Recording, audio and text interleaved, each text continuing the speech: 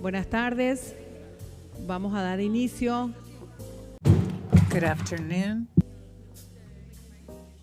A la segunda sesión plenaria. We will be getting started with our second plenary session.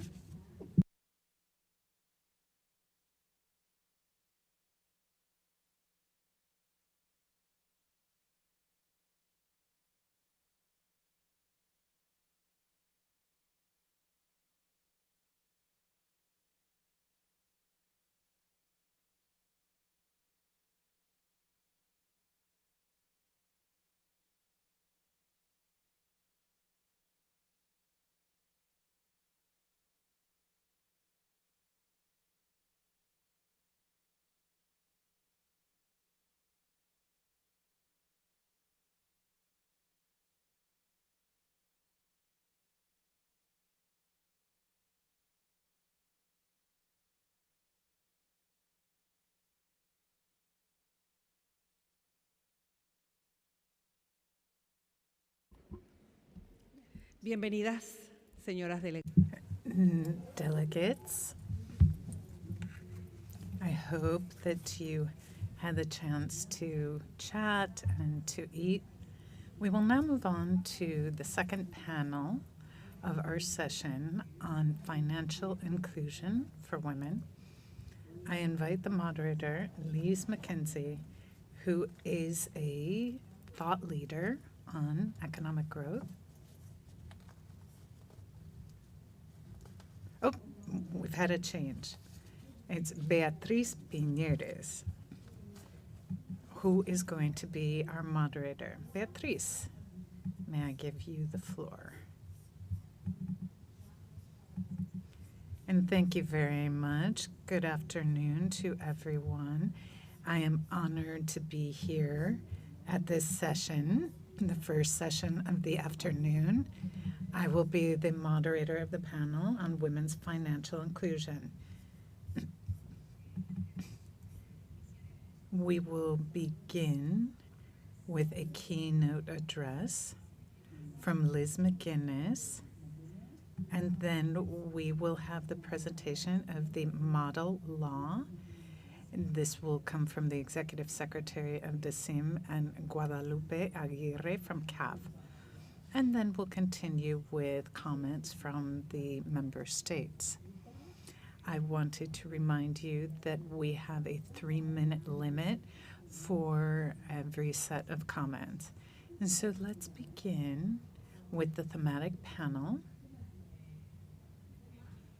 with the keynote address by Elizabeth McGuinness. Looking at the intersection of financial inclusion, women's economic empowerment, and evidence-based decision-making. For almost 30 years, her work has supported financial institutions, intermediaries, think tanks, and global development organizations to strengthen portfolios, inform policy, and drive measurable impact. Liz's expertise in women's financial inclusion began with her management of a microcredit program for women in Tajikistan.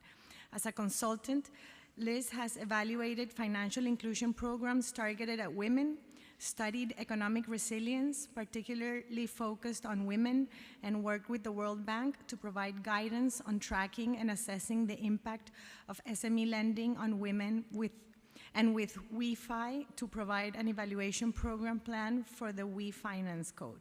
In earlier positions, Liz designed research and learning programs to advance women-owned micro, small, and medium enterprises. She has held positions at the Center for Financial Inclusion at Action, Microfinance Opportunities, Save the Children, and ACDI VOCA. Liz has a BA and an MA in economics from McGill University and New York University, respectively. Thank you, Liz, for being here with us, and I give you the floor.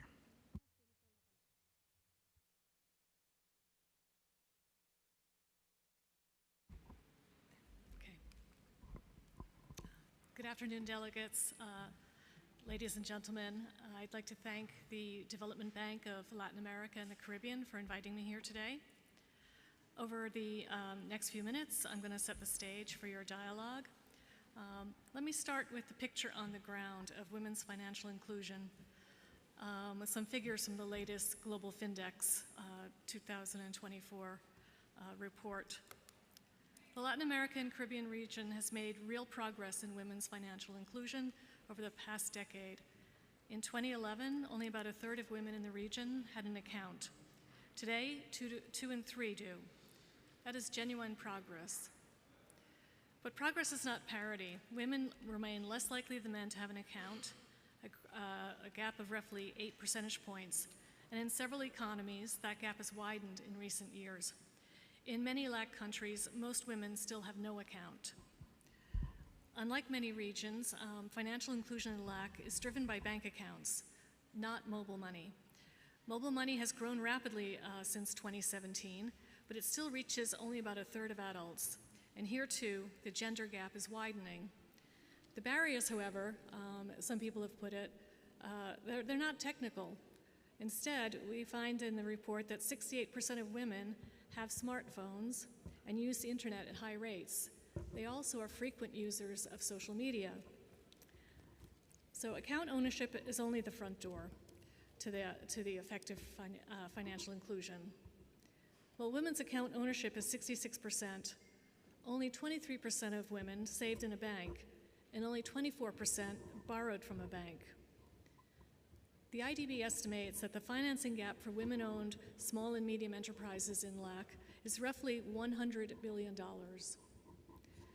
And there is also a huge usage gender gap.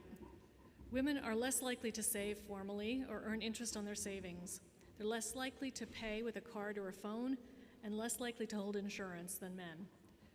Women's resilience, which I think is extremely important, is also lower. When an emergency strikes, 41% find it difficult to come up with emergency funds within 30 days. This is 11 percentage points higher than for men. Women most often have to resort to family or friends for help, rather than being able to tap into their own savings. So having an account has not yet translated into security for most women. You know, as you all know, and better than I, the region is not one place. The FinDex statistics cited are based on the LAC region that they've categorized as excluding high-income countries. So these figures do not reflect some of the better-off countries. Inclusion at the country level, of course, ranges widely from 85% of adults in Chile and Brazil to roughly a quarter in Nicaragua. The gender gap varies also widely, about 4 percentage points in Chile and Peru, and closer to 20 in El Salvador. Since 2017, the gender gap has widened in 7 countries. You know, as there's no single story, there won't be any single fix. So why do these gender gaps persist? There are 3 reinforcing challenges. The first is regulatory. In many markets, the rules for digital wallets, agent banking, and simplified accounts are incomplete. Where regulation lags, providers hesitate to invest, and women, disproportionately unbanked, are left behind. Consumer protection is often the weakest link. The second is the legal and asset environment. Credit depends heavily on collateral, and women are far less likely to hold land or property in their own name. Where inheritance and property laws disadvantage women, unequal access to credit follows. The third, and the most stubborn, are social and cultural factors. Gender gaps in accounts, savings, and borrowing are consistently larger in places with restrictive gender norms. And these norms shape not just what women do, but how institutions treat them. For example, even where women apply for credit at the same rate as men, they receive smaller loans. And discrimination is often overt. In my experience overseeing a microcredit program in Guatemala, the indigenous women that we were serving were told when they went into the bank that they had to get at the back of the line. And as more people came in who were not barefoot like they were sent to the back of the line again. So unfortunately, this sort of discrimination still occurs. This brings me to my next point. Structural problems need regulatory solutions. The encouraging news is that we are not starting from scratch. Take Peru. In just 6 years, going up to 2021, women's account ownership rose by around 20 percentage points. That did not happen by accident. It was built on 3 deliberate regulatory choices. First, simplified accounts. Peru introduced a tiered identity verification system that lets people open a basic account remotely using only the national ID. Most women already hold that ID, so the barrier at the front door quietly disappears. Second, agent banking. By regulating third-party agents, for example, shops that act as banking points, Peru's agent network more than tripled in a few years.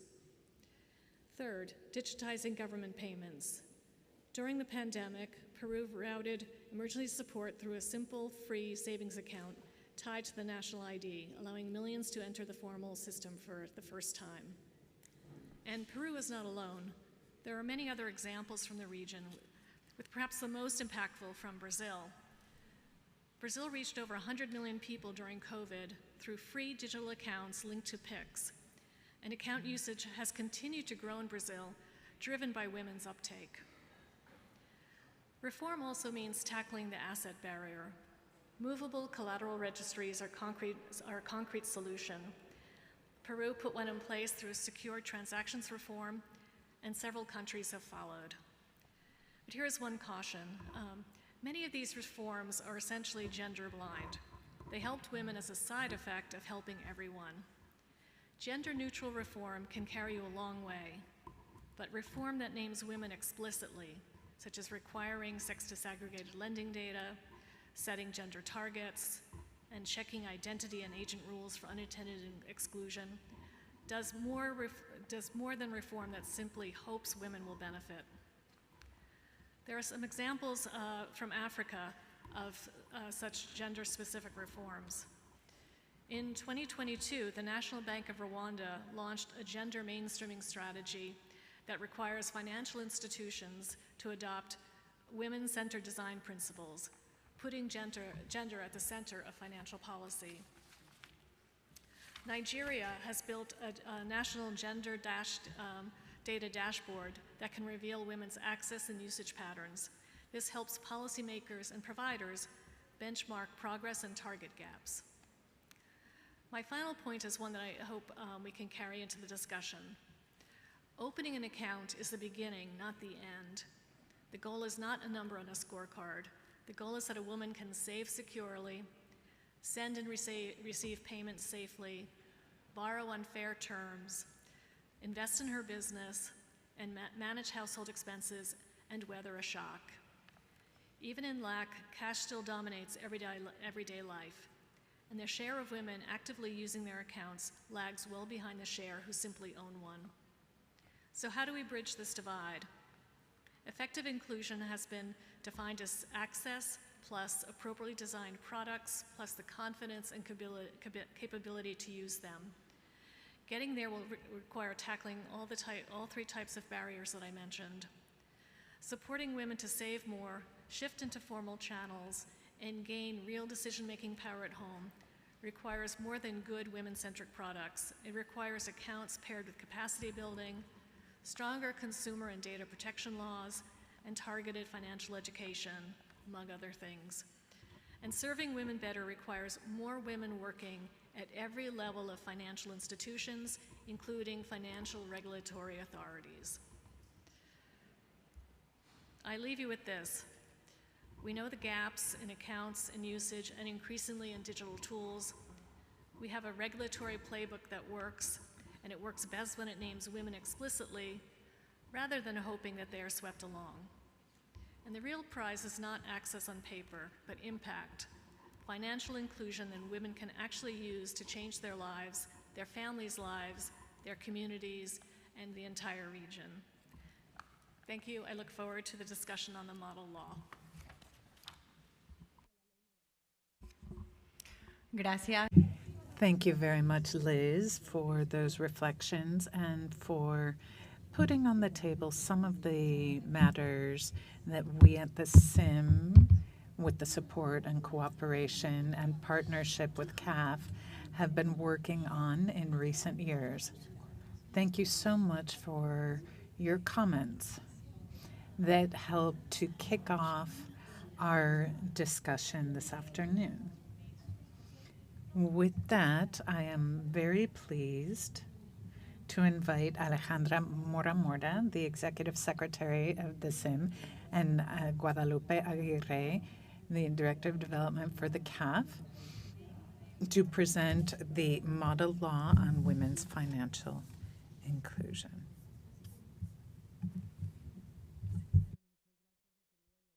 Thank you so much, dear Beatriz. And thank you, Lynn, for sharing all of those data and for that landscape you painted for us. I am going to dovetail on what Lynn was saying. We have to put gender at the heart of the discussion, of the financial discussion. This is key. And then how financial inclusion of women changes not just women's lives, but the lives of their communities. And so I will start by thanking my colleague and with Beatriz and Ruth, who worked very, very hard on these matters. CAF is a trusted and expert partner.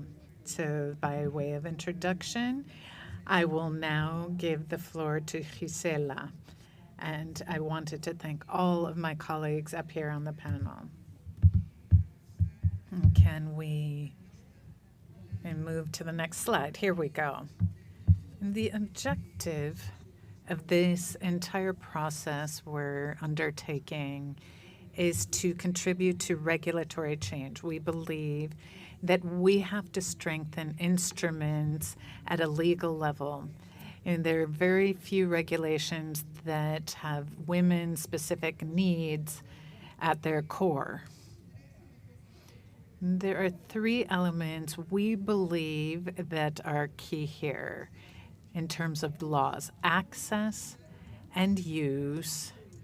So to access the financial system and be able to have and use financial products. There are so many women who are unbanked, but there are others who are banked, but who just use a credit card. They're limited to that. And this is where we are pursuing inclusion. There's an incredible concept that you will find in this model law, which is one on financial well-being, and the pursuit of this is something very clear at the social level, but in the financial world, there is still a lot of ground to cover to get there. And next slide, please. Next slide. Lynn provided a few statistics, but I wanted to point out the fact that 70% of men have accounts versus just 69% of women. Approximately 102 million women do not have access to an account, and that's a very important piece of data. Imagine a world where women are unbanked. Another concept that I believe is among the most important is eligibility. Women's potential to access finances under equal terms based on studies and research done by CAF and others. You have the matter of direct and indirect discrimination in financial institutions from the very first step. Someone said, "Are you sure you want that loan?" Or who don't believe that they have the ability to repay. And then there's eligibility. It's about having property that would be able to be used as collateral. So when there is no collateral, women are excluded from the financial sector. But something else very important that we need to underscore is that women have worse credit conditions. Credit is not the same for everyone. There are conditions that can increase or decrease interest rates. The amounts are smaller, the terms are shorter, interest rates are higher, and despite, and this is absolutely key, despite the fact that women account for lower rates of default. And this is something that should go hand in hand with collateral. It's the ability to repay the loans, and they've demonstrated that ability. Other constraints in the world of finance, many women are required to have their husband's authorization or signature. Something else we uncovered, and we tried to address this in the law on access to work, is the matter of simplification of documents. Sometimes it's the absolute volume of paperwork that prevents women from accessing credit.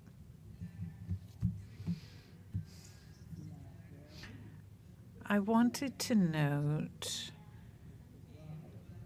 and just to underscore Guadalupe's position, in the women's world,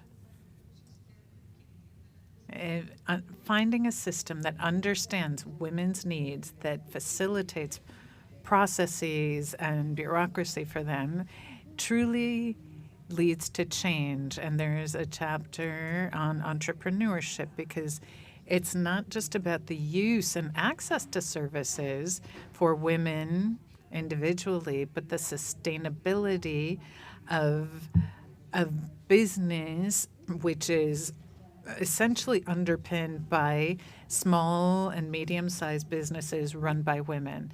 But in many cases, they close after just a few years because of a lack of resources.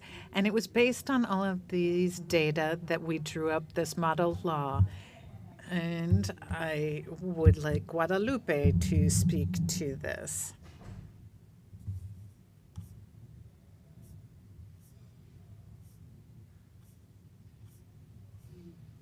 Thank you very much, Alejandra.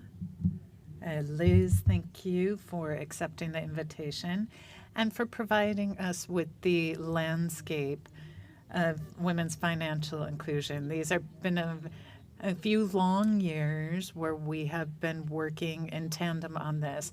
We have the results. We hope that this becomes a useful, innovative, and inspiring tool, not just when it comes to regulations in our countries, but when it comes to public policy. So as Alejandra stated, in the framework of this situation, in the context of this situation, the diagnostic analysis we're all familiar with, it was how did we go about structuring this model law?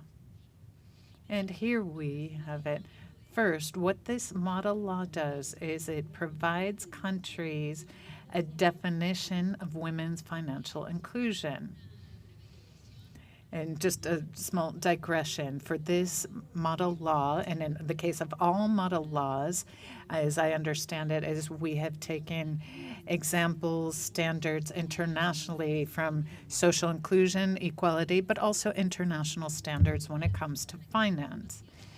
In terms of defining women's financial inclusion, and we have to understand this as a dimension of the enjoyment and exercise of the right to access and control economic resources as a specific manifestation of non-discrimination and substantive equality, real equality between men and women in the economic sphere and in particular in the financial system.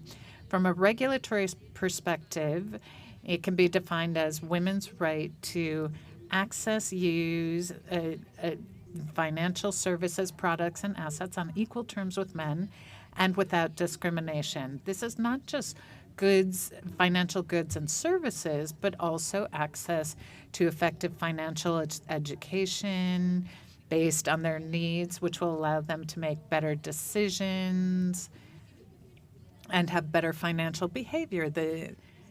For women to have stable relationships with the financial sector. Stable, fair, and equitable relationships between women and financial institutions. With all of that, we built this model law and divided it into 4 chapters. The first are the principles and general provisions. It has an objectives, a glossary of terms that we came up with together so that we were laying out everything that needs to be taken into account when it comes to women's financial inclusion, all of the principles, the concepts that are going to permeate the remaining chapters. Chapter 2 is aimed at states. What is the state's duty to protect women's financial inclusion? This is part of the framework we're proposing. Chapter 3, one concept is the co-responsibility, and it's the duty to respect. It provides measures that financial institutions need to adopt to respect women's rights and eliminate gender-based discrimination within the financial system. And the 4th chapter, Alejandra already touched on this, talks about incentives and financial innovation. And we're proposing this because none of this happens without good regulations and regulations that recognizes innovative efforts. I'm not going to go into detail on chapter 1 because it's just a list of definitions, a glossary, general provisions. You all have a QR, you can access it. But chapter 2, as I stated, is on the duty to protect. That corresponds to the state. It establishes the active role that states have, and it is one that cannot be delegated as far as women's financial inclusion in particular. It establishes and designs a national financial inclusion strategy that includes women as an explicit target group. Because of the gaps we saw and the differentiated needs between men and women, there have to be specific public policies that address women so that we can close these gaps. Next, what Chapter 2 recommends is that one establish very clear supervisory authorities. There is also the importance of thinking of gender issues and principles of equality and non-discrimination. Thirdly, something that is very often missing, alas, is to have disaggregated data and statistics with a gender perspective. You want to have the inclusion of the sex variable in data collection because one seeks to better understand what the role of women is at all stages and in the matters that matter at the end of the day. Protection of women, financial consumers is next, and most importantly, yet again, everything that facilitates women's participation in the financial system. For instance, the possibility of having women coordinate policies and make sure that a system is designed to facilitate women's access to financial products.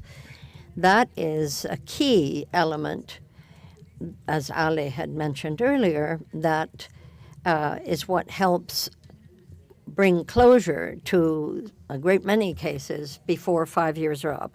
So to sum up the essence of Chapter 2, it is really a bridge between the diagnosis and action to be followed. This is what guarantees, one hopes, genuine financial participation. Under 3, we look at the duty to respect.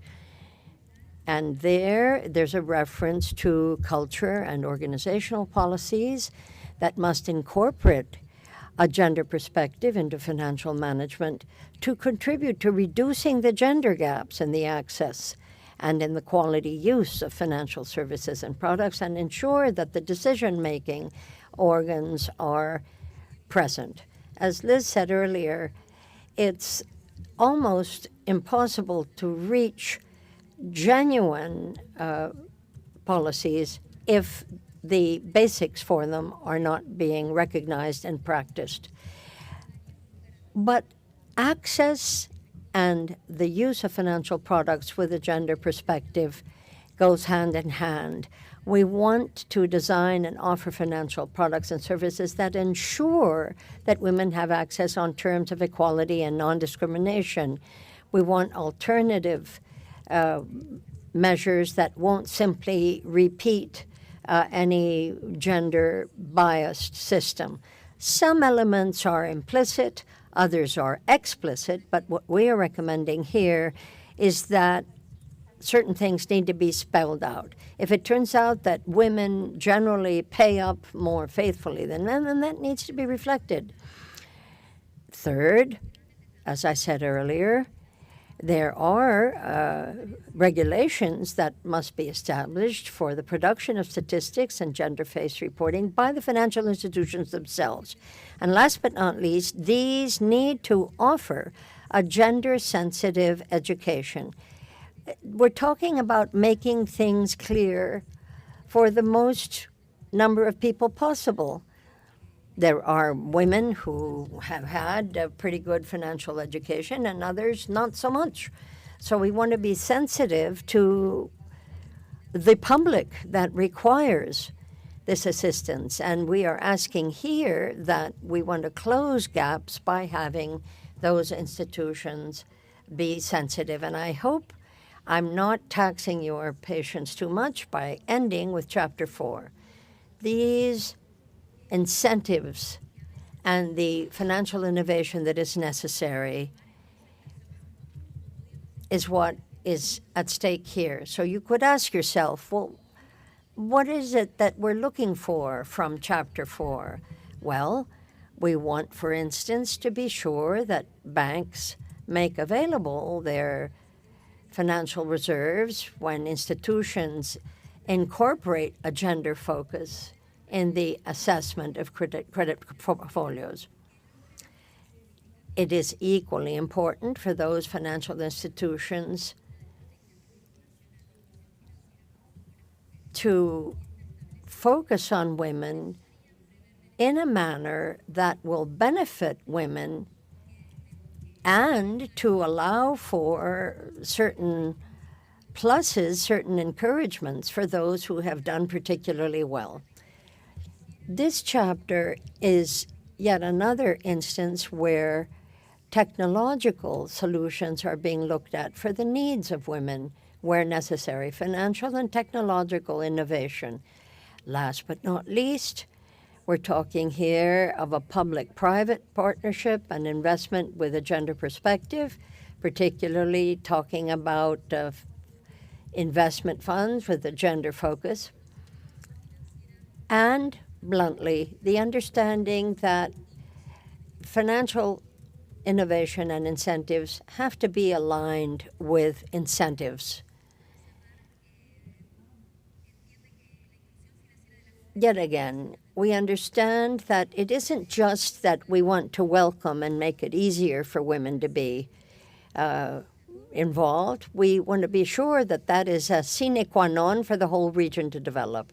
It's really a no-brainer, and you can't do without it, put bluntly. Muchas gracias, Guadalupe. Thank you so much, Guadalupe and Alejandra, for that wonderful view of the essence of that model law for the inclusion of women. We are now going to move to the part of our meeting in which we can offer 3 minutes to each state to share best practices and to identify areas in which we could do better to cooperate in the area of financial inclusion for women. So that's what we're going to do now, and we're going to kick off with Argentina. Ursula Cristina Vase, who is the Director of Human Rights at the Foreign Ministry's Office of Argentina.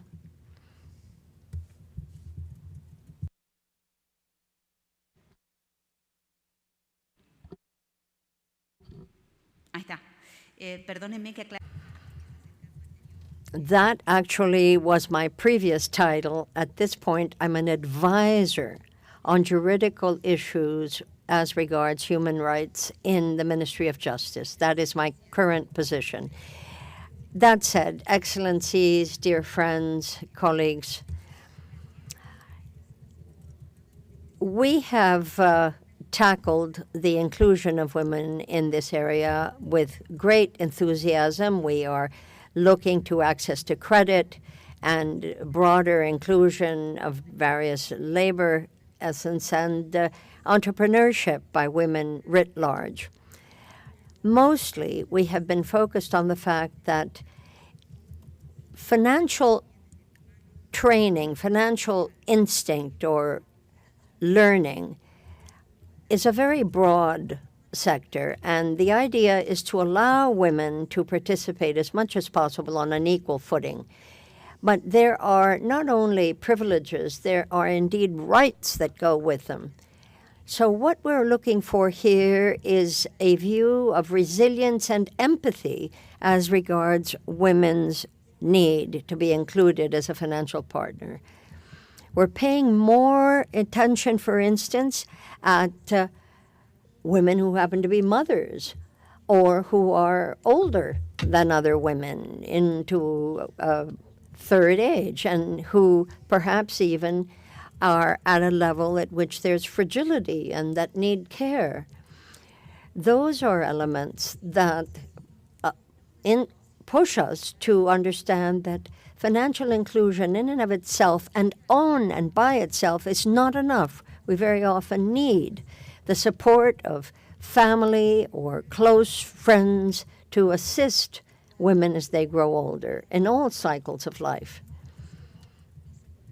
And when we ask ourselves, well, what exactly is progress for women? It's a good question to ask because all too often we feel that the pattern and the example has largely been masculine. Well, that's not the same for women by definition, and the context is different. And we want to be looking carefully at what choices women have made. Did they choose motherhood? Did they not? And we want to be sure to offer resilience and alternatives in all stages of life. This attitude, we feel, is particularly useful when we look at the social, economic, and family links for women in positions of greater vulnerability. We here with the ambassador in Argentina and together with our colleagues in the Caribbean and elsewhere have spent a great deal of time considering these issues. We know that too often there is greater and greater isolation for some of these women. So it's important to be there, and it's important to listen. One of the greatest challenges certainly is to make sure that all women are made visible. Don't lose them in the shuffle. We need to look at what the individual person had wanted to achieve and where she is in her life cycle and what we can do to help them and help the region. Thank you. Thank you so much for that input. Thank you, says the chair. I'm going to give the floor now to the Minister for Equality, Ana Redondo Garcia of Spain, and she has asked to be able to speak at this time. We're pleased to hear her. Thank you so very much, says the Spanish minister. It is an honor to share this table with such brave women, courageous women who have fought so hard and so long for real equality and what that has meant with regard to non-exclusion in a financial context, the right to credit, the right to be taken seriously to get the credit. Now, the Spanish Constitution does recognize the real and effective position of women in this regard, and we have fought very hard to allow the access of women to credit before employment.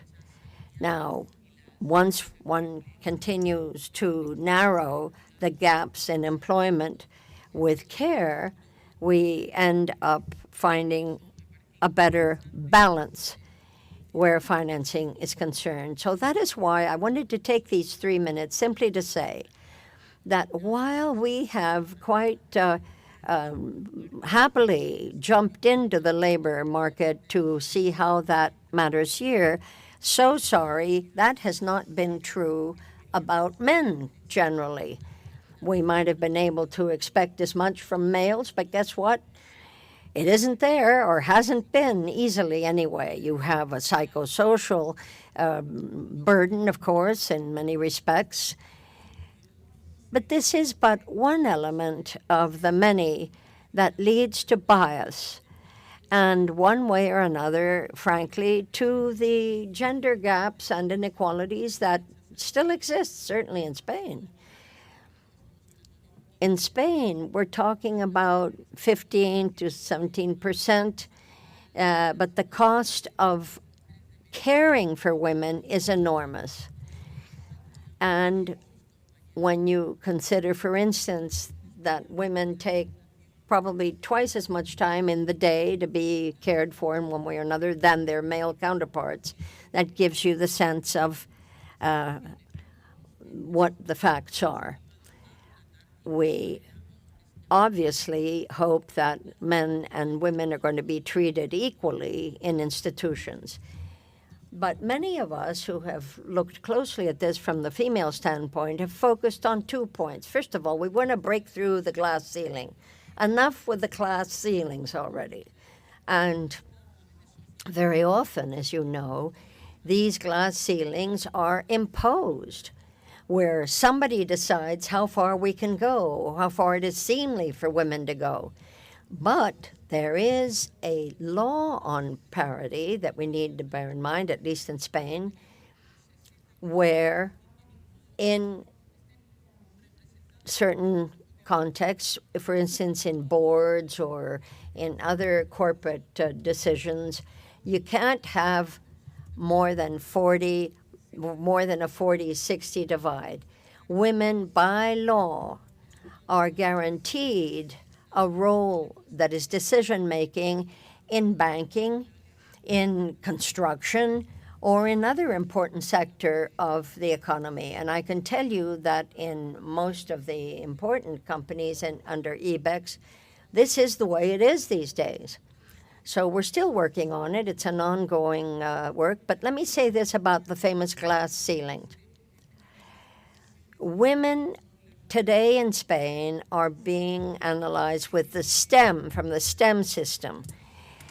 And this involves women who have the highest salaries. We're talking technology, mathematics, science, innovation, areas in which women generally, particularly young girls, frankly, are not yet taught STEM subjects to move forward. And we are pushing for a genuine educational revolution because those little girls and young women need to be taught those things if they're going to have a chance to have equal opportunity on the market. Another point that I'd like to say has been important to Spain tells us something about what is, quite frankly, feeling like a financial revolution.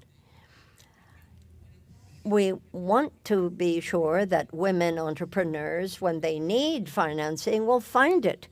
The Spanish credit union is important, and a number of institutions in Spain are happy to accompany women entrepreneurs, even from the standpoint when they first start, and see them through their professional life, as it were. But perhaps one of the most important elements of these policies in Spain involves how we have managed to get out of these sticky low rates. How do you get out of the very low salary bracket and make sure that the minimum interprofessional salary is high or higher? Since Pedro Sanchez has been at the head of the government in Spain, salary has gone up by 60%. It's up to 60%, and that gives women a dignified level from which they can progressively improve their economic circumstance. And this has, of course, had an input on pensions at the other end of the profession. Very often, pensions have been pretty much relegated to women. Well, we're trying to change that. But bluntly, what we're looking for is elements in order to reduce the care gap. Basically, the state will pick up 0 to 3 years, from babies, tiny babies, to 3 years old, so that women, young mothers, have a chance to proceed in their professions. Now, those who, on the other hand, choose to stay home when they want to look out for grandmother or someone, need also the support of society. And there is here an element of co-responsibility, shared responsibility as among the different state agencies. But last and not least, we need to remember the importance of remembering to bring women into every context that has to do with the economic prowess in the rural world. There are particular challenges. There are laws for sharing property, to being a co-owner. The woman, for instance, who works with her farmer husband is understood to be owner of that property as well, along with her husband. We do have access to online banking, particularly for women living in the rural areas. It is something that has really taken off. But in the rural milieu, this has been a particular challenge, and we want is not to let those women to be lost in the shuffle. We want those women, whatever their age, to have access to their money and the support that the credit authorities of Spain can continue giving. Muchísimas gracias, ministra. Thank you so much, Minister. We appreciate that input and for sharing with us the experience of Spain in these areas. Let us move now to give the floor to Minister Jorge Torrula of Mexico. Thank you so much. We're very pleased to be able to thank Alejandra Mora Mora, the chair of the Secretary of SIM, to have invited us for this opportunity to share with you what the experience of Mexico has been, trying to bear in mind the best possible support for women throughout their lives. Mexico has important laws that consider national priorities, that consider these elements to be national priorities. We're talking about well-being, social justice, and the sustainability of the government of Mexico, key elements based on gender equality, non-discrimination, and a priority attention to be adopted to persons that have historically been ignored or treated unequally. There are three best practices that I would mention. In 2024, we saw a national poll of financial inclusion carried out by the National Banking and Stock Agency, and this was related to the geography of the country. There were four components that were pointed out: access to financial products, the use of products or financial services, or women who were considered users thereof, and how did they fare in terms of financial education. The study was very far-reaching, particularly as regards indigenous, Afro-descendant women, and also persons with disability and migrants. It included such elements as economic and environmental variables and the use of digital technologies. And the digital breach was huge. Only 60% have an account compared to 68%. 23% in Mexico have an insurance. And from the intersectionality that this shows, we saw that 66% of women without higher level education or who live in rural areas has at least one financial product in 2024 compared to 81% of men in that same category. The greatest gap between men and women of different populations are certainly involving Afro-descendants and indigenous-speaking people.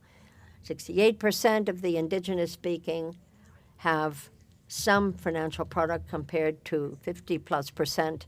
With regard to Afro-descendants, men are at 83% compared to 74% for men and women, respectively. Now, one of the gaps that is most worrisome has to do with pensions, your retirement. The difference between men and women in this regard is more than 17%. Now, for best practices, prompt me to tell you that on the basis of what we have learned thus far, in November last year, we had a national policy, the 2025-2030 national policy on retirement. And for the first time, the country saw a strategy that had a transversal access of gender equality from the moment of diagnosis and design up to the elements of implementation. And some of the most important elements of this policy aims to ensuring that women reach full economic and financial autonomy, allowing them to step up their decision-making ability. That's one good practice. But in December of 2025, let me also say, for the first time, a national strategy of financial education was launched. The aim was to ensure that financial benefits of the population will be increased, allowing people to be better informed throughout their life cycle. That is why we have injected in this context as transgender elements the gender and training. We want to share our own experience in the generation of disaggregated data, as well as in the design of public policy that speak of social inclusion, gender, and intersectional approaches. What we have reached thus far are very impressive results. Last year, we saw a drop in the historic level of people in poverty in Mexico. 13.4 million persons emerged from poverty. That was the lowest rate since we started to measure it at all. We will continue to work so that no right goes lost and unnoticed, because that, in our judgment, is where the heart of democracy is, with social justice, equality of genders, and access of all rights to all rights by all people. Thank you. Muchas gracias, Ministra. Minister, thank you so very much for sharing Mexico's experiences with you, many of which really point to what we now consider best practices and have picked them up under that guise in our own discussion. Minister Alicia Cunata Gunce is going to take the floor. She represents Paraguay. Muchas gracias, Presidente. Thank you very much, Chair. I'm pleased to be a part of this multilateral platform to talk about what is essential to the development of our nations, women's economic autonomy. Historically, we know that women have been up against structural barriers for access to the financial system, a lack of true guarantees, informality, and traditional roles. And so we thank you for this tool.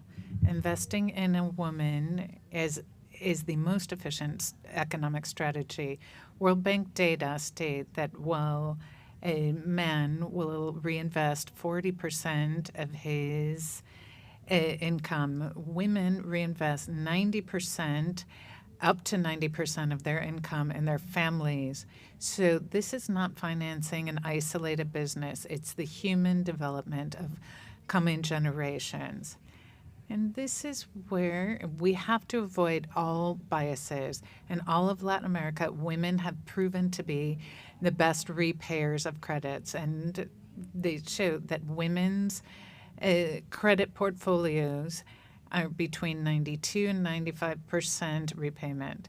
And of course, this exceeds the rates for our peers, our male peers.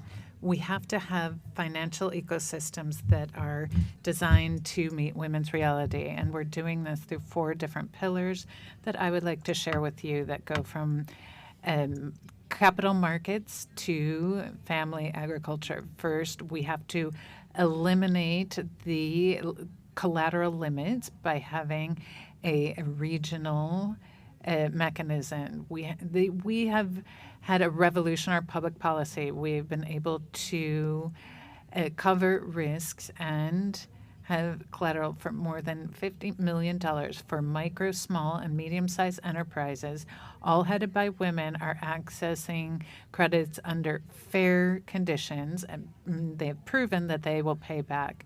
Second, in the securities market, Paraguay has reached a milestone last year and was issuing bonds, exclusive social bonds for women, and this is in the amount of $11 million. These are channeled directly to finance first homes, education, and growth of women-led SMEs. Third, we've been pushing micro enterprises with the National Development Bank through a special program. In formal public banking, this bank as credit lines designed especially for women entrepreneurs who are seeking to formalize their businesses. They provide them with accessible credit and have issued millions in bonds for these enterprises. This is accompanied by financial education that is tailored to women. And then we're protecting rural areas through a product that we've launched in conjunction with a Guarani named Women's Institute. This provides a preferential rates, less than 2 digits, and this is for development in rural areas. It leads to formalization and it guarantees credit. It finances agricultural production and connects women to state programs. One that has to do with universal education, and it links women to the value chains in the country. We've also talked about some of what women have been doing. In Paraguay has learned a lesson. Women's inclusion is not an act of charity. It is intelligent and effective public policy. What multilaterals can do is replicate and bring to scale these success stories. We continue to open doors so that talents and efforts are part of trust in women the way women trust in the futures of their countries. Thank you. Gracias, Ministra. Thank you very much, Minister. Honorable Emma Hippolyte, Minister for Equality, Social Justice, Gender, Older Persons, Labor, Cooperatives, and Consumer Affairs of St. Lucia. Thank you, Madam Chair, ministers, delegates. I want to thank you for inviting St. Lucia to share our experience with you in this very important forum as it relates to women's financial inclusion. I am pleased to report that because of the deliberate policies of the government of St. Lucia to put the people first, the most vulnerable are feeling heard and a part of the development conversation. Women form a significant portion of this vulnerable population. I'm pleased to report that St. Lucia has made progress across several areas of women's financial inclusion, with particular strong attention to financial literacy, access to credit, MSME loan support, digital financial services, and labor and care-related protection. We are at present as well introducing a national decent work program with the assistance of the ILO. In the area of financial inclusion, financial literacy is now a component tied to all women economic empowerment activities, including the loan grant facility and the youth economy, which I will elaborate on later. Access to credit, which has been a major barrier to economic advancement, has now been enhanced since the passage of the Security Interest in Movable Property Act in 2022, which makes it easier for people, usually women, who do not have movable assets to access credit. This act provides the people to use tools and equipment as collateral for loans. In 2025, 1,900 non-established workers became permanent employees, the majority of which were women. This change of employment status increased the access to credit from financial institutions. Moreover, the increase in the presence of credit unions on the island makes it easier to access credit because of their processes are less rigorous than that of commercial banks. But one of our flagship projects is our MSME loan program. In 2023, the government, through the Ministry of Commerce Small Business Development Unit, introduced an MSME loan grant program and invested some $14 million in that program. In that program, small and micro businesses, new businesses qualify for up to $10,000 under a 70% grant and 30% loan with 3% interest. Businesses less than 2 years qualify for up to $20,000, again 70% grant, 30% loan, and businesses over 2 years could receive up to $25,000. The program also provided technical support to those business owners, removal of import duties and taxes for any items imported, legal support to formalize those businesses, as well as access to financial institutions when they graduate from the program. In addition to our MSME loan grant program, the government introduced a youth economy agency program. And there we targeted young persons between the ages of 18 to 30-year-old. And there the government invested some $20 million in that program. And to date, we have 2,690 young persons receiving grants from this program.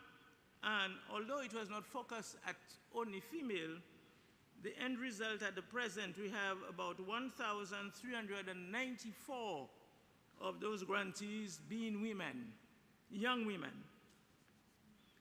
In that program, we got the assistance of the government of Taiwan, who injected some $2 million in that program. In addition to that, just under 1,000 of our young women received training into that program. And under the MSME loan grant program, over 500 women have either their businesses started or expanded. Between those two programs, just under 2,000 women receive financial support to either start their business or expand their businesses. In addition to these two major programs, in the past year, the government has increased its incentives generally for small businesses and offered tax breaks and amnesties to support their growth. In addition to this, we had the focus on digital inclusion. And since 2004, the government introduced a program where the government paid for 1-year subscription for point-of-sale machines to cover small businesses. The beneficiaries of this program also receive mandatory training from financial institutions in the use of the technology. The use of the point-of-sale system and other mobile banking features has been particularly beneficial to our MSMEs, which have been noted as being predominantly women. Madam Chair, in addition to this, our government instituted a minimum wage, which resulted in an increase in income for many domestic workers and low-skilled employees. Over 3,000 persons benefited from that program, the great percentage being women. Additionally, legislative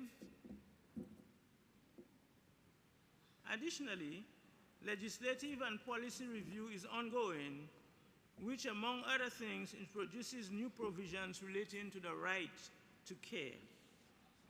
The potential areas for cooperation, Madam Chair, we believe that there is need to strengthen collaboration among Caribbean states, regional financial institutions, development banks, credit unions, and corporate agencies to share best practices and improve women-led MSMEs' access to financing, grants, and investment opportunities across the region. We believe that there is need to expand work currently ongoing in the development of a care policy and legislative review and ensure the incorporation of all aspects of women's financial inclusion in that policy. We believe that there is need for an implementation of broad-based sensitization and training on gender lens investing among investment institutions and financial institutions and credit unions to increase the development of financial products to meet the needs of vulnerable clients, especially women. We believe there is need to facilitate regional networking, mentorship, and market access opportunities for women-led MSMEs to increase their visibility, strengthen their business capacity, and improve the ability to access regional and international markets and funding opportunities. And finally, we believe that there is room to promote regional cooperation in financial literacy training, including the integration of financial education and entrepreneurship into our school curriculum and community-based programs across member states. I thank you, Madam Chair, for this important opportunity today.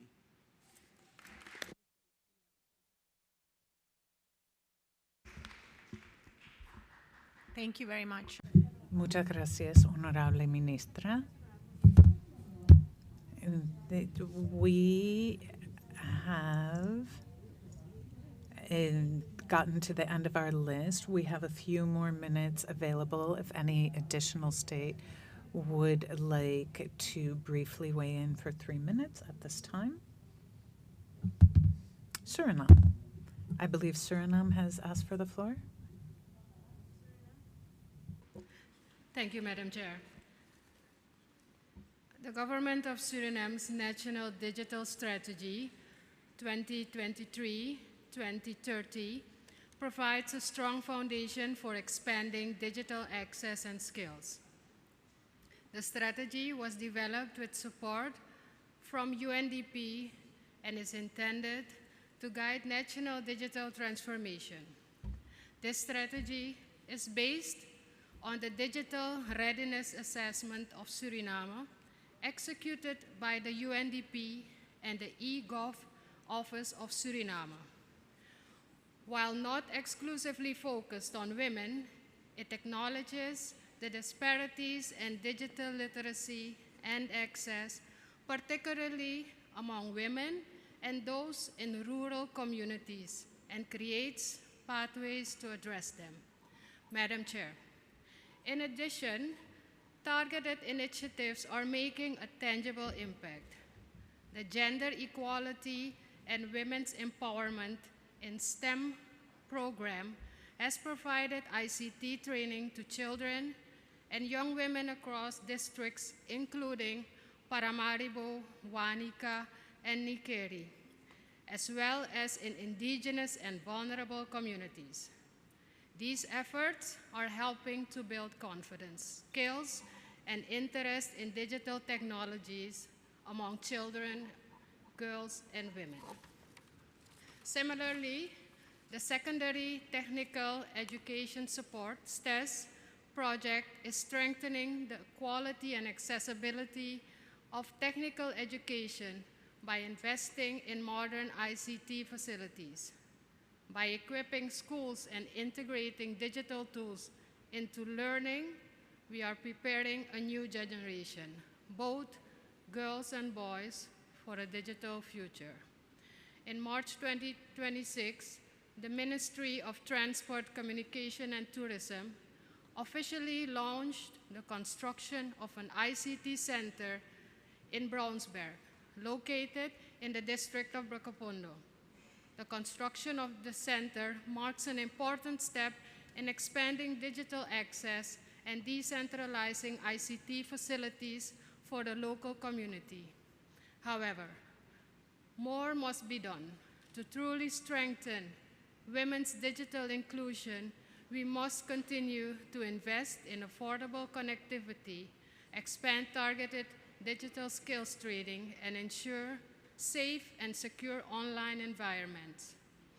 We must also actively promote the participation of women in STEM fields and decision-making roles so they can help shape the digital ecosystem itself. I thank you, Madam Chair.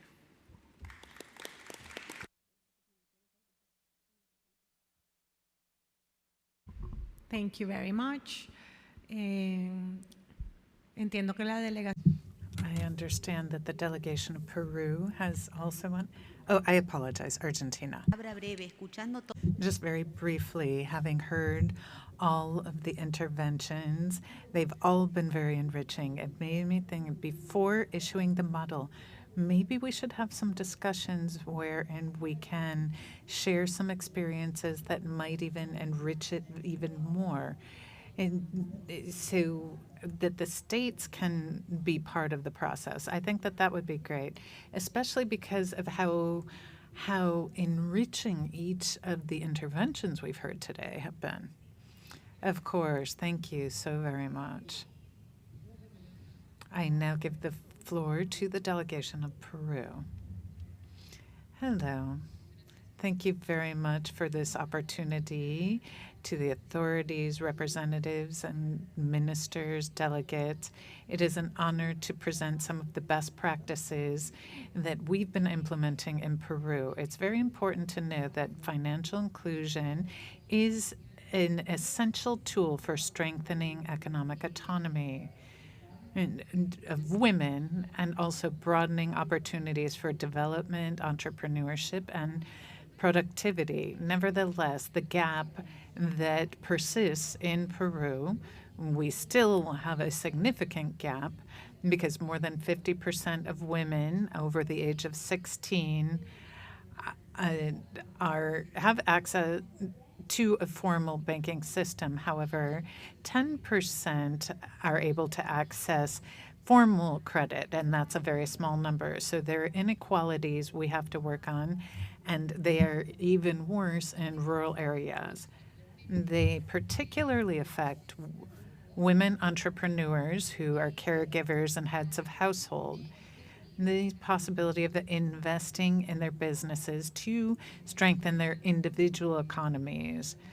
From the Ministry of Women and Vulnerable Populations, we have been pursuing different actions. One is a very important strategy in Peru. That is the National Strategy for Women Entrepreneurs. This strategy has helped us to develop a number of programs that are specifically focused on strengthening financial education and programs on business development. We're also pursuing different investment tools for businesses in the 26 regions of our country. We are promoting access to networks of mentoring, technical support, and business convergence areas, which will help women to build their businesses and their economic autonomy. These programs are implemented in coordination with other sectors. We work with different ministries, for example, the Ministry of Development through Agrobanco, which helps us enormously with the financial service side of things. We also have an advisory committee in Peru. We have created these in the framework of the National Policy on Financial Inclusion. We are pursuing policies that are aimed at strengthening access and the use of financial services by women. In this way, we will help to empower them economically. As a country, we do believe that it is very important to advance in financial inclusion to address the realities of women, because Peru has a number of different cultures nationally, particularly in the case of rural women who lack access to different services. There's a significant gap there. We want them to have access, particularly those women who are entrepreneurs and caregivers, and I don't want to leave out older adults. And we're not just talking about access to banking. It's about strengthening capabilities, building trust in the financial system, and helping them with economic autonomy and development. We have made a great commitment in Peru to closing these significant gaps. Talking about financial inclusion is something that I think is very important, the digital side of things too. The gap remains very big. We have to work on closing it.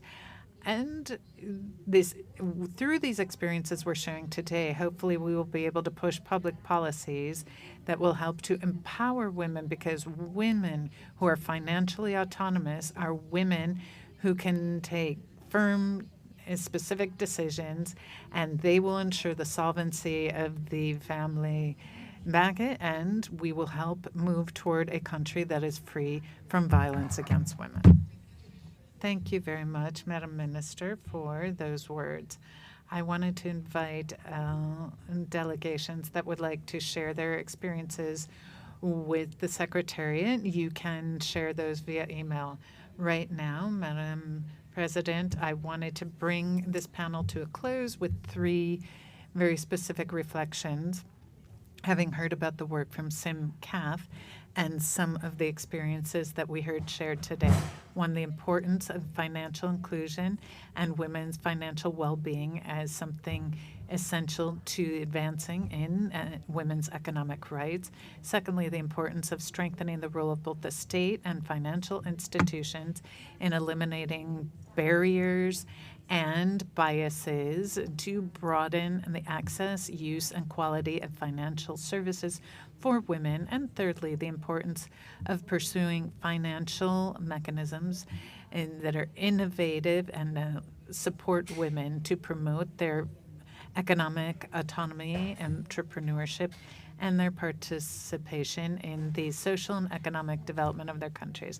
With those thoughts, I hereby bring this panel to an end and return the floor to you. Thank you so much, Beatriz, and to the delegates who shared their experiences with women's financial inclusion, to Minister Arredondo from Spain. We will now continue with our third panel on women's digital inclusion, and I invite the moderator, Lucia Velasco, to join us. She is a senior economist and expert in artificial intelligence at the Inter-American Development Bank. And we will invite her up here so that we can start off with this session. Lucia. Okay. Lucía, te cedo el uso de la palabra. Lucia, you have the floor. Thank you very much. I didn't think I was going to be up here so soon. I know that you have all been here for many hours and that this is the last dialogue of the day. And if there is something that is cross-cutting to all that's already been said, it's this. It's digital inclusion, women's digital inclusion.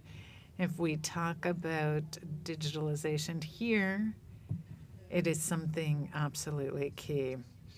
I have been part of this agenda for some time. I'm convinced that digital access is not a benefit. It is something that is necessary for access to all of the rights.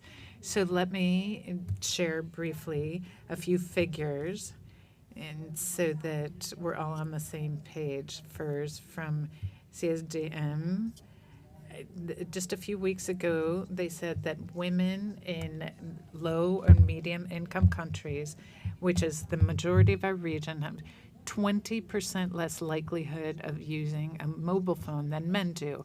That is not a gap that is going to be closed over time. And a report on artificial intelligence from Chile says that just 2 out of every 10 people who are researching AI in Latin America and the Caribbean are women. This means that the systems modeling the future of our economies are being built largely without us. And the third is not a figure. It is a warning. Most national AI strategies in the region do not include gender metrics. What is not measured is not regulated, and what is not regulated does not improve. This dialogue, therefore, is very specific. It's on connectivity, digital inclusion, women, and children's participation in STEM, etc. These are all very interesting topics. Hopefully this this will guide us into a discussion, and the SIM, what we hear from the SIM, and the interventions from the rest of the delegates. They 3 minutes long. But as we've seen over the course of the day, we hope 3 minutes are enough for you to share some very specific ideas. And so that we can really make sure that we're on the same page, though we don't want to be too rigid at this time of day. And to talk about the regional perspective, we have Halima Dejon, Dr. Dejon from the Institute on Gender students at the University of the West Indies. Will talk about some of the she will talk about how the digital gap in the region is not homogeneous. It affects different people different ways depending on the language they speak, the culture they're from. So Dr. Halima Deschamps, thank you so much. We look forward to hearing your words. Thank you very much, Madam Moderator, and thank you for this opportunity to share some insights from the region, delegates, our special guests from civil society, academia, and a range of other organizations. I think it has been well established that we must continue to pursue social and political transformation to secure women's economic rights and justice. The exponential growth in the areas of ICTs, in AI, and digitalization more generally forces us to address gaps in access to and existing capacity among differently located women. It also forces us to assess the risks and opportunities presented by expansion of our digital ecosystem for women in particular. And over the last several decades, we've seen a closing of the gap between women and men's participation in labor markets, as you've heard, in Latin America and the Caribbean. We have also witnessed increased participation by women and girls in education. In the Caribbean community or CARICOM region, women are accessing tertiary education at much higher rates than men, all except in the technology, engineering, and mathematics fields, areas of training that remain critical to accessing livelihoods in a rapidly expanding digital ecosystem. It is also important to note that even as women enroll in universities at higher rates than men in the Caribbean, the region has one of the lowest levels of participation at the tertiary level by both women and men. And Barbara Bailey explains this as a consequence of class inequality, which creates barriers for working class women and men in accessing tertiary level training. And notwithstanding the increase, women's labor force participation remains lower than men, with women holding lower quality jobs. A notable exception in the CARICOM region is in the public sector, where women's labor force participation surpasses that of men across the majority of sectors. For example, 2023 labor market statistics from Barbados records women as comprising 58% of public sector workers. Even with these arrangements in the public sector, men are far more likely to secure jobs in digitally intensive sectors such as high-tech, construction, utilities, and transportation, which generally offer better pay and benefits. Women, on the other hand, tend to be concentrated in the education and healthcare sectors or employed as domestic workers. This occupational segregation is particularly pronounced among economically disadvantaged Indigenous, Black, and Indo-Caribbean and Latin American women who are disproportionately represented as domestic workers. Now, a combination of structural barriers require attention. For one, states across our region need to rethink the differential valuing, particularly in the area of remuneration of workers in health and education sectors where women tend to be concentrated.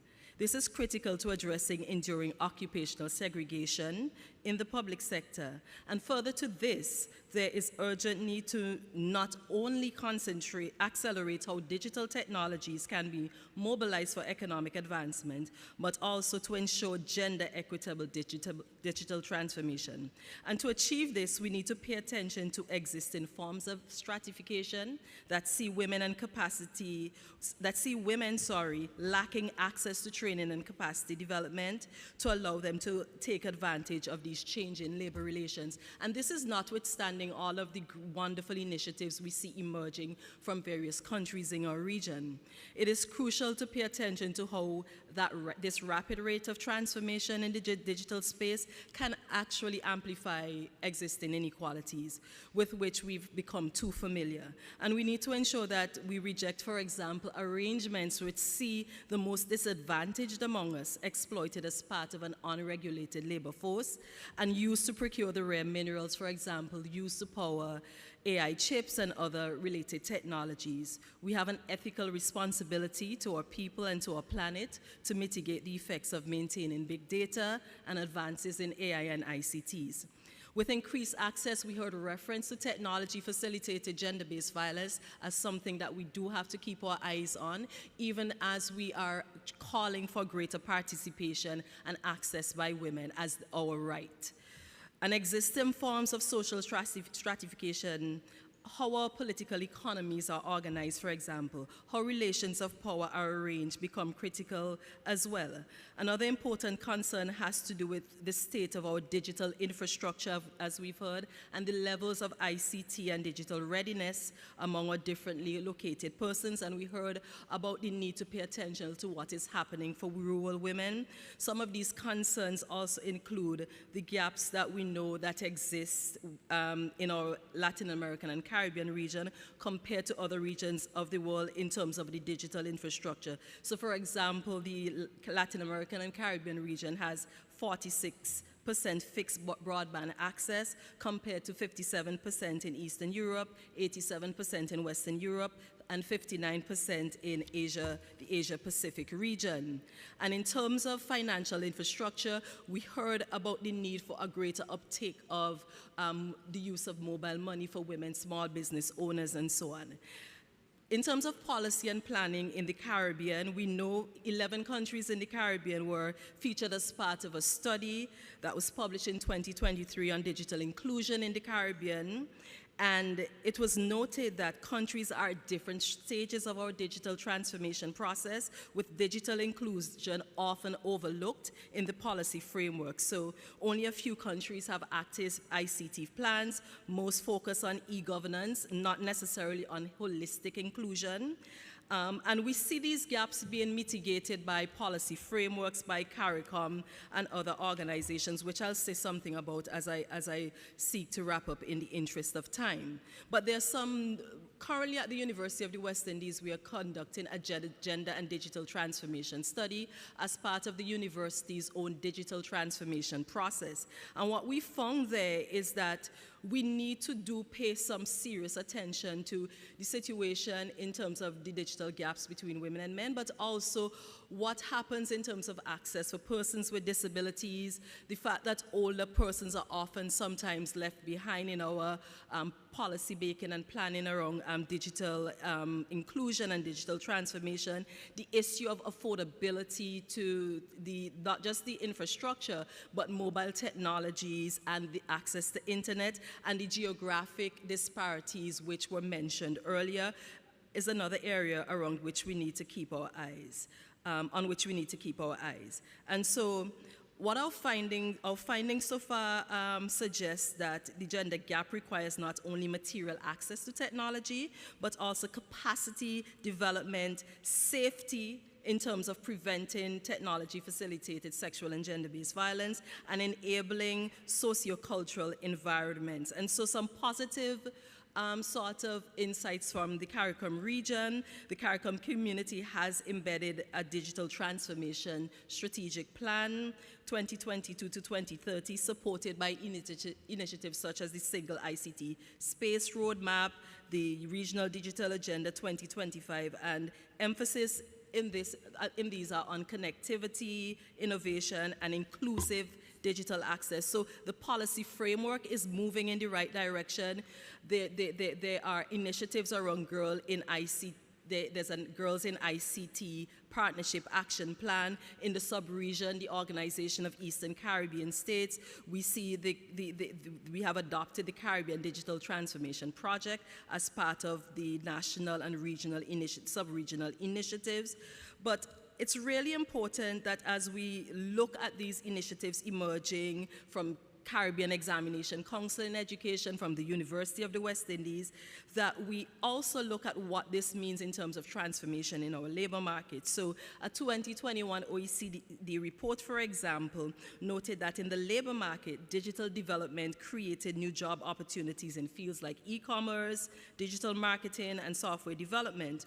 And while these sectors have predominantly employed men, efforts are actually, we are seeing in the region, efforts on the way to addressing women's greater participation as a right? And the point made earlier today about the importance of investing in the care economy for advancing economic rights of women cannot be said loud enough. Interviews I've conducted, for example, in Grenada in the wake of Hurricane Beryl in 2024 reinforce the fact that we need to ensure that women have access to paramedic insurance on the one hand, but that the time poverty that women experience in the wake of disasters, as well as in times when we are not grappling with disasters, reflect a great engagement in reproductive labors for women farmers, for example. And this needs to be addressed in some of the sort of initiatives I've heard from states earlier, that women's use of time is sometimes preventing them from accessing training on digital technologies. So to close, I would just say that, you know, initiatives like what Janika John spoke of earlier, her Women in Tech, and ensuring that girls can see themselves represented in the tech space, for example, are really crucial. We cannot do this without women's organizations in our region who remain at the front lines of activism for gender and economic rights and justice for women. And at the level of policy and capacity development, economic and social planning must integrate social and digital inclusion concerns as cross-cutting issues relevant to equitable, inclusive, and people-centered development. And of course, these actions must prioritize the leadership and concerns of differently located women, with a keen focus on women made most economically marginal in society. And in this regard, I would also like to end by underscoring the partnerships that are so necessary with civil society, community-based organizations, research institutions, private sector, international development agencies, and development banks. All of this remain crucial. I thank you.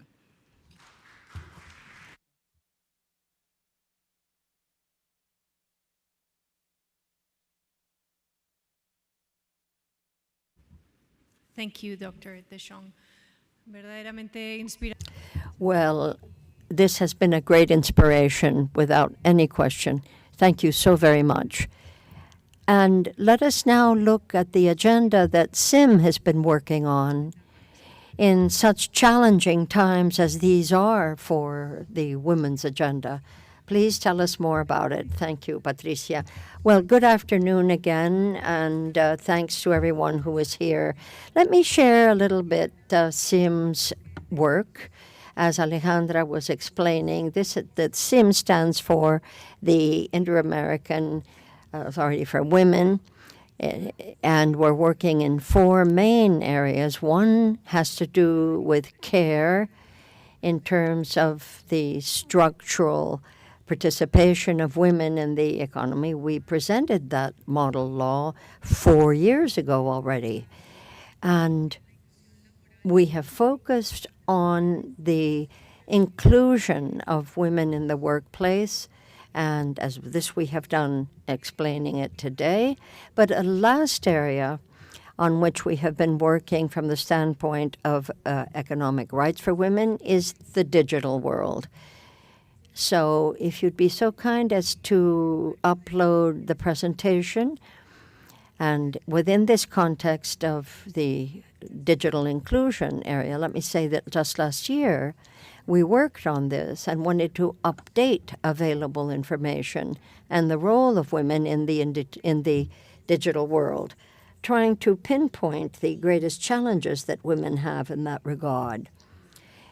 Specifically, what we sought to do with that information was to pinpoint the principal responses that we might be able to offer from a normative standpoint, understanding that SIM's work is indeed to come up with normative ideas so that countries can move forward within their own frameworks.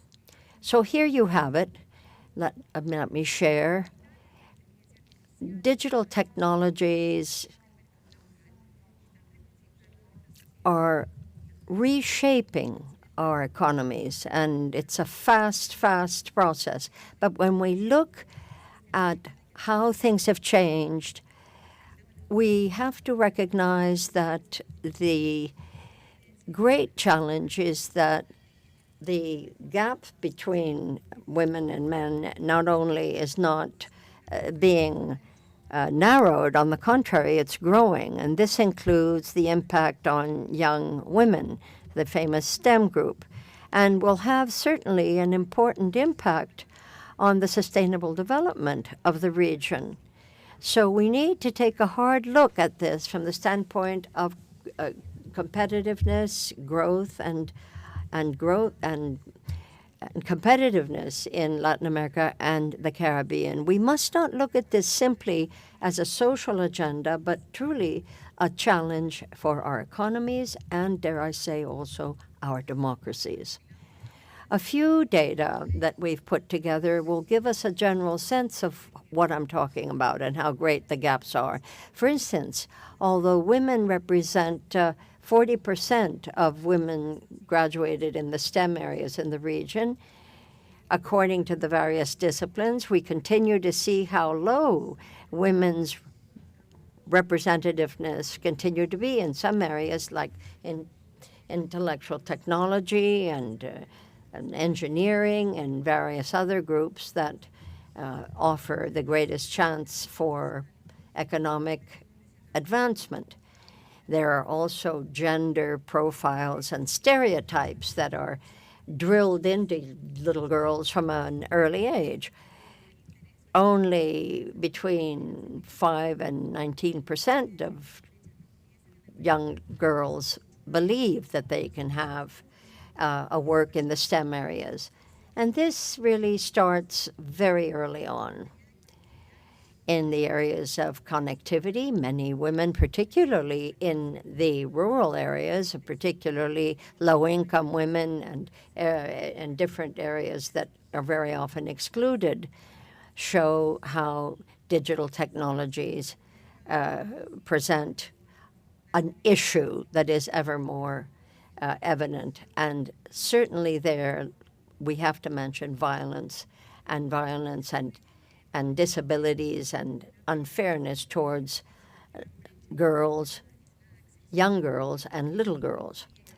One of the great gaps here has to do with access and connectivity. And while it's true that over the last years, Latin America and the Caribbean have moved forward, girls and little girls, yet again, are the ones who are most affected by the lack of access to the internet, to equipment, and to quality connectivity, without which you can't do much.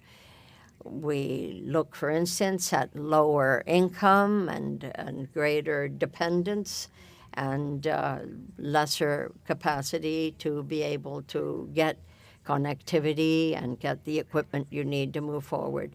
This situation, of course, does not impact women in the same manner. It's particularly accented in rural areas and, as will not be surprising, among certain groups, Afro-descendants, indigenous women, older or elder people. The second gap has to do with the STEM issues.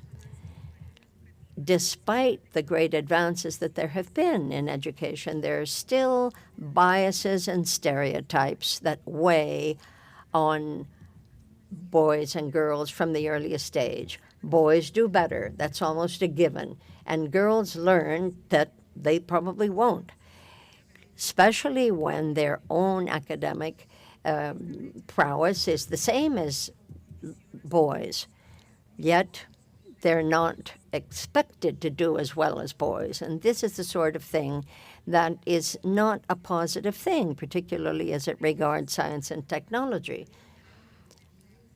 What's missing here? Well, evidently, it's women who serve as good role models. That's what's missing.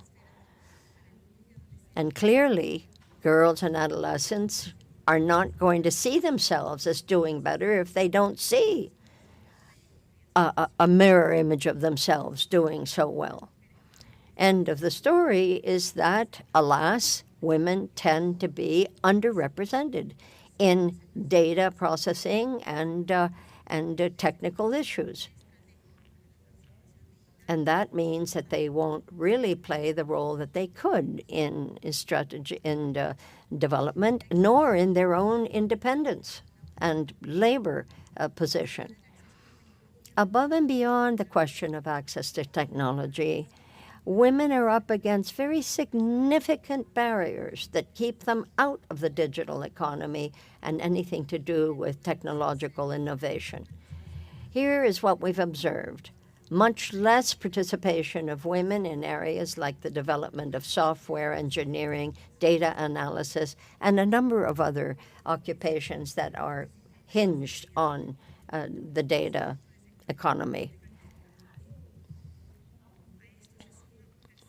We have to consider yet a third problem, which is that this will lead to fewer women as leaders and at the level of management in all of these areas of technological advantage.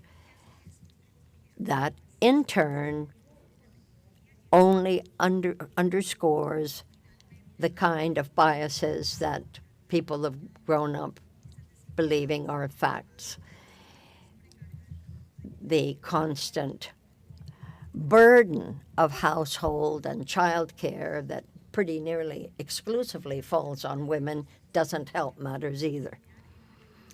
So the question here, friends, is how we can react to these persistent limitations that we need to measure more carefully so that we can come up with proper policies to offset these problems. We don't have the information that we need, and too often the digital data that is compiled, again, are gender biased, and that, yet again, makes it harder for young girls and young women to proceed. So where does this leave us? The region now has an array of very valuable experiences that shows that when there is political will and good articulation amongst the different actors, what I've just described doesn't have to be the case, far from it.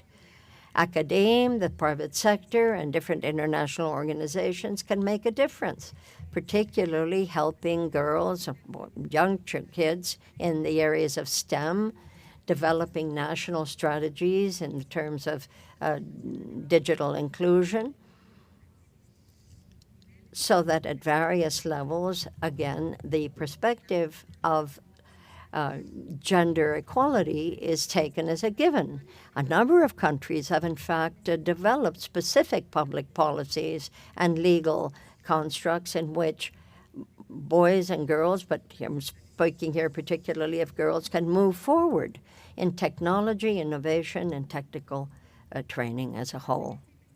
On the basis of all of this work, I'd like to share with you just a few proposals for the action we might wish to consider as regards women here. First of all, the sooner the better. You better tap little girls early on to give them a sense that they can do it too. No need to feel embarrassed and hide oneself. There's also a question of developing throughout the learning cycle everything that has to do with mentoring and various professional and educational opportunities that can be made available to young girls and young women. It's important also, aside from that mentorship, to have internet and various other internet or equipment available to them. Certainly, last but not least, it's important to to include the gender perspective into these digital agenda programs that we hope prosper. That is what I would have to contribute. Thank you very much. Thank you, Beatriz. And many, many thanks for the excellent work that has gone into that presentation. I'm going to invite you all to launch into the very heart of the dialogue. I invite you to share what you have in your heart around this question. What aspects of digital development has your country developed? What have you learned in the process? And above all, what might be the areas in which such policies could be helped through cooperation with other countries so that the cooperation agencies can work together with SIM to help these processes be as positive as possible?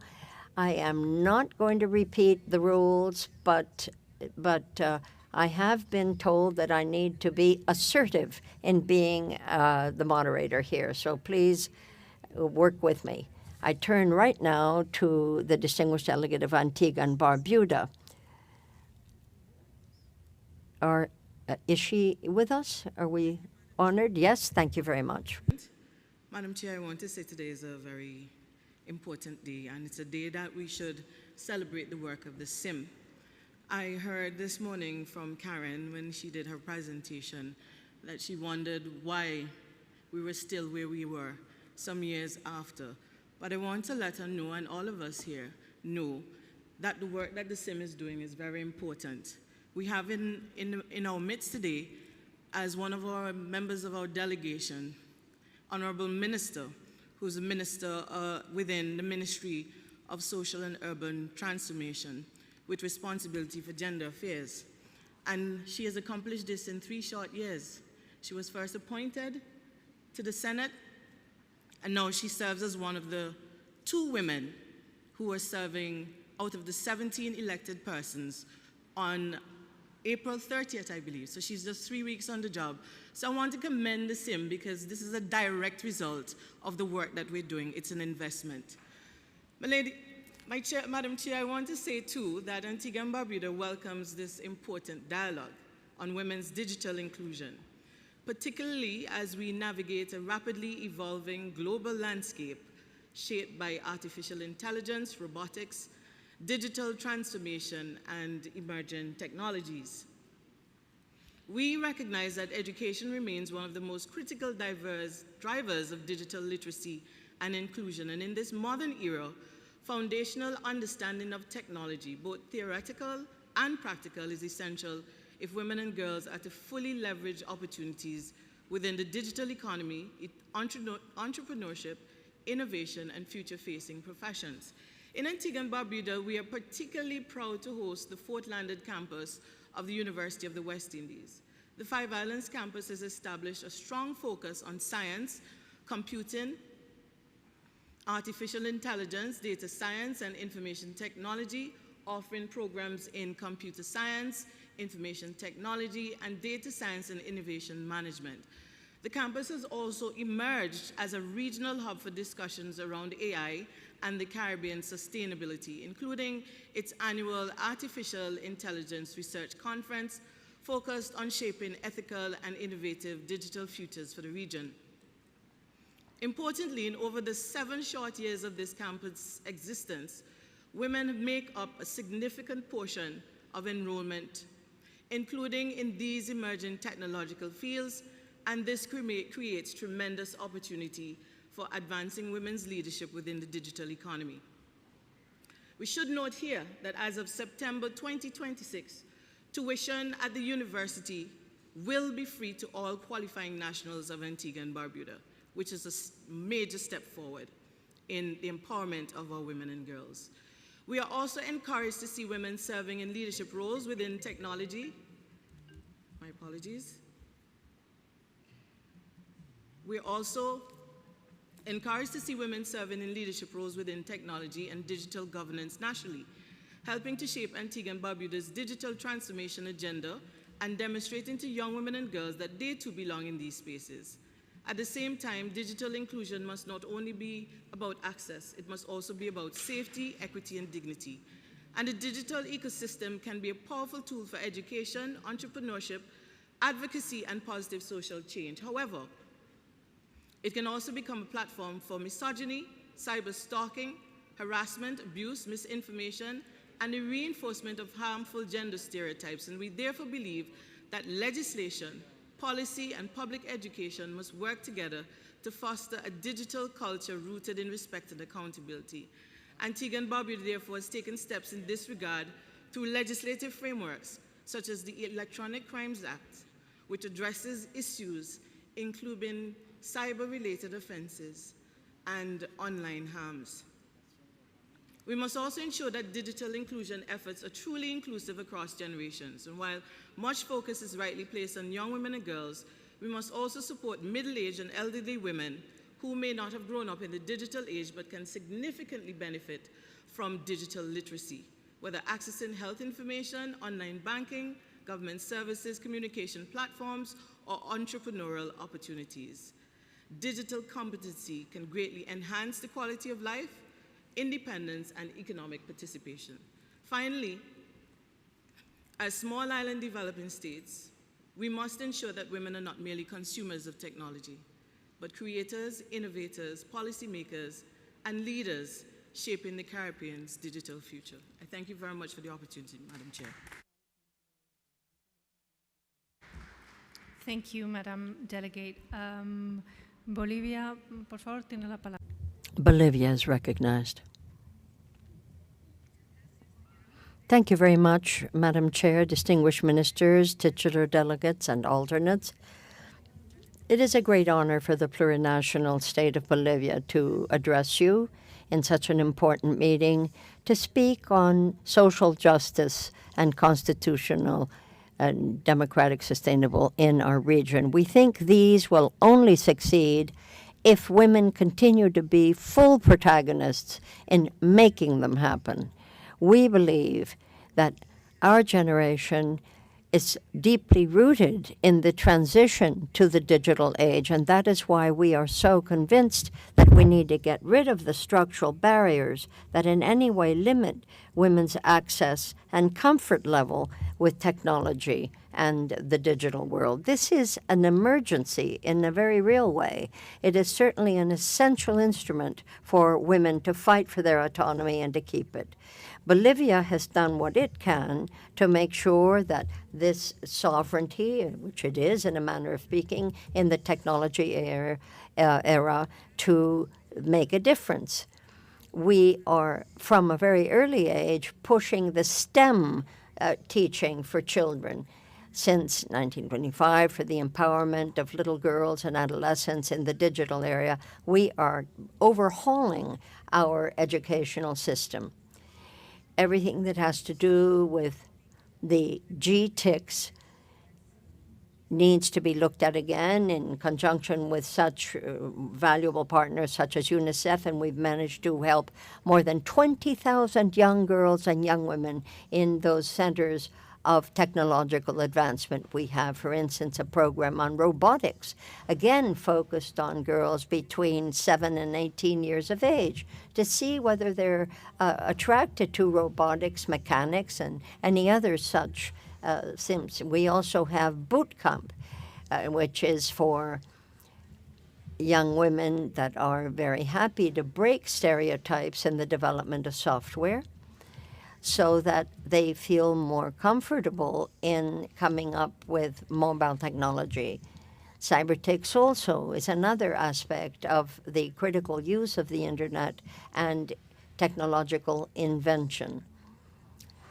Through digitalization, we are working to fully recognize that financial inclusion is a very important way to move forward. We therefore have mobile banks and platforms that are focusing primarily on indigenous women, farming women, and women entrepreneurs, so that as many of them can function without intermediaries, and so that the autonomy of women is buttressed.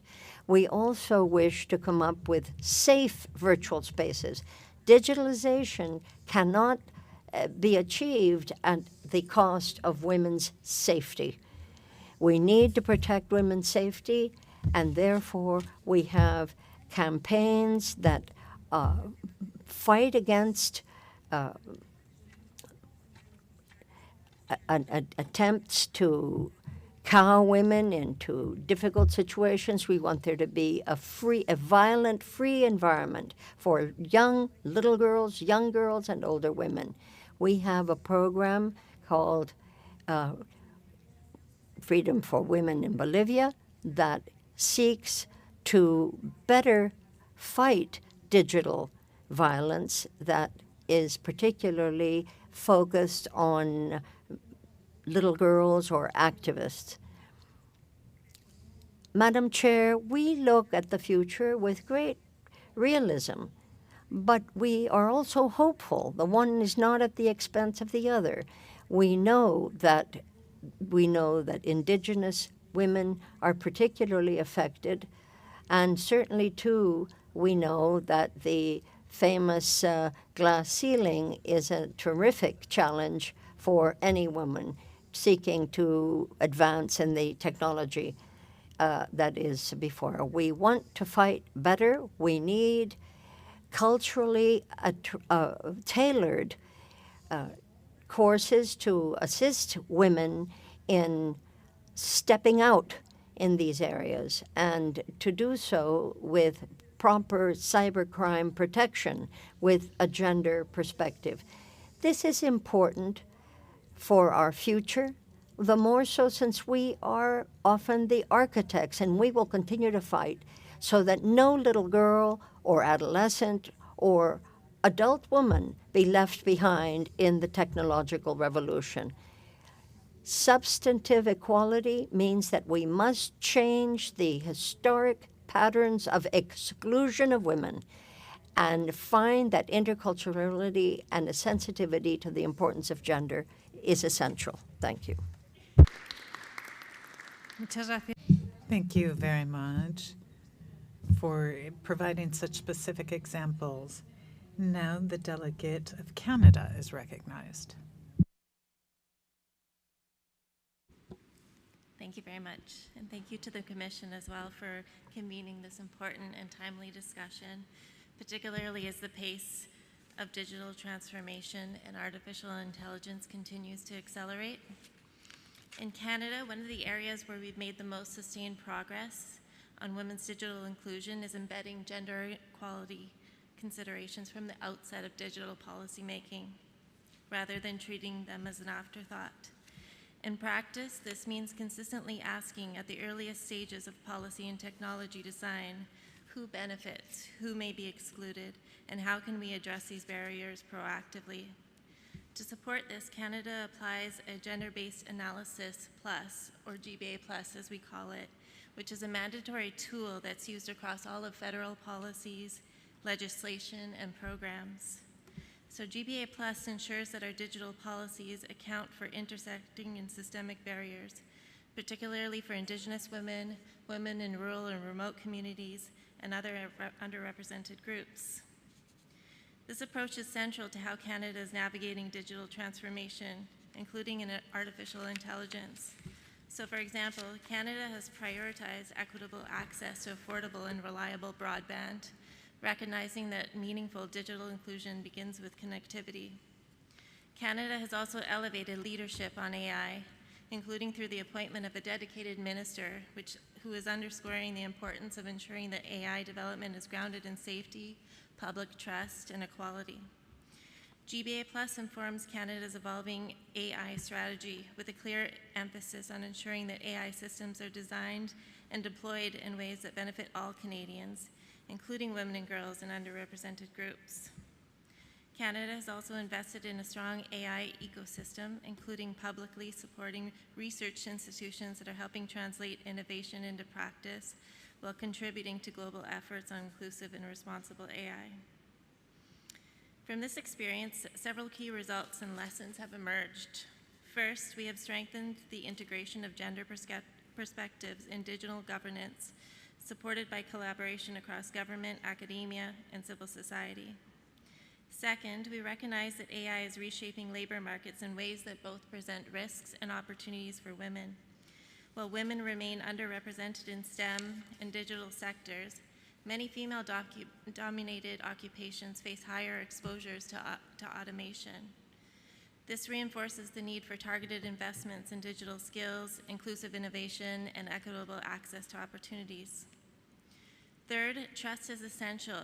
Women and girls face disproportionate levels of online harm and exclusion in digital spaces. As a result, Canada is pairing investments in skills and participation with efforts to strengthen online safety, accountability, and public confidence in digital systems. Finally, we are seeing encouraging progress in women's leadership in emerging digital sectors, including shaping AI governance and oversight. The overarching lesson is clear. Digital inclusion does not happen by default. It must be intentional, intersectional, and sustained through partnerships. One area where further progress would benefit from stronger cooperation among states is building trust in digital technologies, particularly with artificial intelligence among women and girls. Trust in digital systems is inherently transnational. Online harm platforms and algorithmic systems do not respect national borders. Accelerated progress will require collaboration to share evidence and good practices, promote interoperable and inclusive governance approaches, and advance common standards that prioritize safety, accountability, and equality. The Inter-American Commission of Women and Cooperation Agencies can play a key role by facilitating knowledge exchange, as we're doing today, strengthening capacity, and supporting regional initiatives that advance inclusive and safe digital participation for women across the Americas. Canada is pleased to support these efforts through partnerships across the Americas. Through our International Assistance Program, we are advancing women's digital inclusion through partnerships with the CIM to strengthen gender-responsive policymaking and digital capacity, and broader initiatives that promote digital skills, access to technology, and women's participation in the digital economy. So in closing, Canada's experience shows that advancing women's digital inclusion requires intentional trust, policy, and collaboration. We must work together to remove barriers, expand opportunities, and ensure that the digital future is inclusive, safe, and benefits all. Thank you.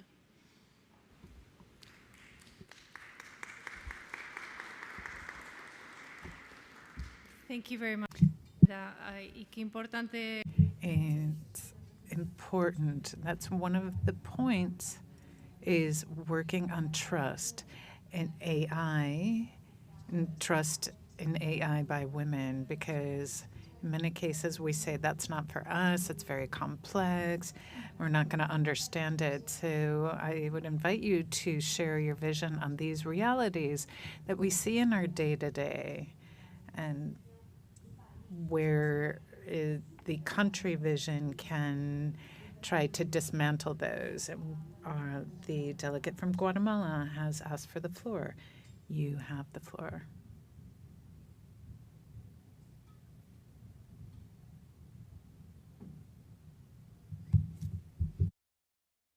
I apologize. And thank you, Madam President, colleagues, ministers for women, respected leaders from civil society, every one of you, good afternoon. In the current context, the digital transformation is one of the most relevant processes for economic, social, and democratic development in our countries. Nevertheless, these advances have also shown profound inequalities that have a differentiated impact on women, particularly Indigenous and rural women. Many, as the President was saying, even with some of these constraints in the digital gaps, prohibit the development of digital abilities, and this has an impact on the economies and women's presence in areas of innovation. However, it's important to visualize, and this is where technology brings us great advantages, but it also has major disadvantages. In Guatemala and the world, we're seeing so much violence, online violence, of which women are targets. There is resistance, particularly in the case of adult women, of how we see ourselves interacting with technology, the fear we may feel about how to use it. For example, when you're doing banking transactions or to pay for services online, some fear persists. And one of the positive aspects of COVID was to eliminate that fear because we had no other choice. We couldn't go physically to the bank, so we had to conduct all of our business online. But fear is a limitation. And now this is very different in the case of our daughters and our granddaughters who seem like they were born with chips in their bodies.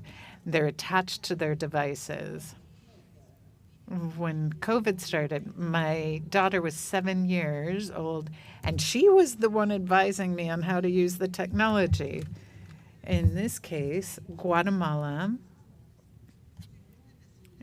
through a national survey on household incomes and expenses, showed that just 70.8 of homes have technological devices, IT devices.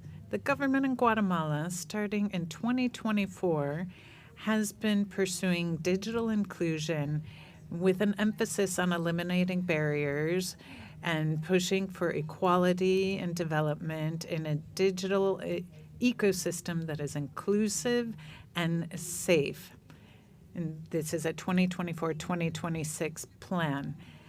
We have a general government policy from 2024 to 2028 that has a law that is seeking to reduce the digital gap with technology and a strategic vision to promote technology and transformation for the local economy and the international economy. We have a committee on modernizing executive functions through digital access. There is a strategic plan on digital transformation. One of the priorities in our agenda for modernizing the executive, in 2025, we started to implement 59 different computation workshops. These were held in different departments in the country to offer development opportunities for Guatemalans who live in poverty and extreme poverty. Guatemala has an interagency agreement to strengthen digital connectivity in the country's public schools to bring internet and trusted networks in order to ensure that children and adolescents have the tools necessary to learn and to innovate. In 2025 as well, there were 225 educational centers that became connected to internet and were endowed with mobile devices, equipment, projectors, all sorts of multifunctional equipment to assist teachers in the classroom. We have a policy on digital transformation for the national education system. It's called Digital 2025-2035. And this guides digital transformation in education. The idea is to guarantee an equitable and quality system through the progressive integration of digital technologies and thereby promoting digital citizenry at better and more efficient teaching for young children and adolescents. In 2024, digital tools were implemented to strengthen bilingual education. This was meant for indigenous communities. There are 24 auditable as well as editable dictionaries and a platform for linguistics and reading in some of the indigenous languages. Recently, just in February of this year, we launched a strategy to prevent online sexual exploitation. This is an information campaign to raise awareness for children, adolescents, parents, the entire education community, anyone who cares for young children and anyone who uses internet. We want to have data on these crimes and in that way be able to better prevent them. This is what's being done nationwide. And I conclude by saying it's important for all of our governments, for all states, to make investments, significant investments for the purchase of technological equipment, computers, mobile devices, so that we can facilitate education for children and adolescents who are from low-income families. We want to ensure equitable access. And we're, in the case of Guatemala, we have scholarship programs. We want to provide benefits in education and employment and health and allow women to assume control of some of these investments and access it through technology. And that way we can ensure the economic empowerment of women and young people. The more we invest in women, the more women will invest in digital technology, the more women will become empowered and will be able to exercise full citizenship. Thank you. Thank you very much, Delegate. Thank you so much for those very specific examples, and they bring us back to reality. Sometimes we think everyone's an engineer, but we forget that in many cases it's a lack of devices. Okay, Panama, Madam President. Thank you, delegates, moderator, delegates, ministers. To talk about digital inclusion of women has two facets, access and security. You cannot have one without the other. A woman who accesses internet but is then the target of extortion, of harassment, in this case she's not included, she's exposed. And then they are forced out of the digital environment, and that's exactly the opposite of what we're seeking here. Panama's been working in recent years in something specific and key, the creation of a safe digital environment for women that will encourage their full participation. Panama first acknowledged the magnitude of the problem. A regional study from 2021 conducted by Pandetec stated that Panama was number 2 in the region in terms of digital violence reports. And the main victims were women and adolescents. This forced us to act. The most significant piece of progress was the unanimous passage of a law which was published in August of 2025. This law was inspired on the Ley Olimpia from Mexico, which updates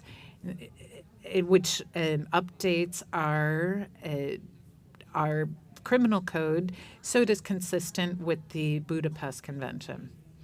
This law broadens the current crimes, but it includes new behavior, online harassment and extortion, as well as the illegal stealing of personal data.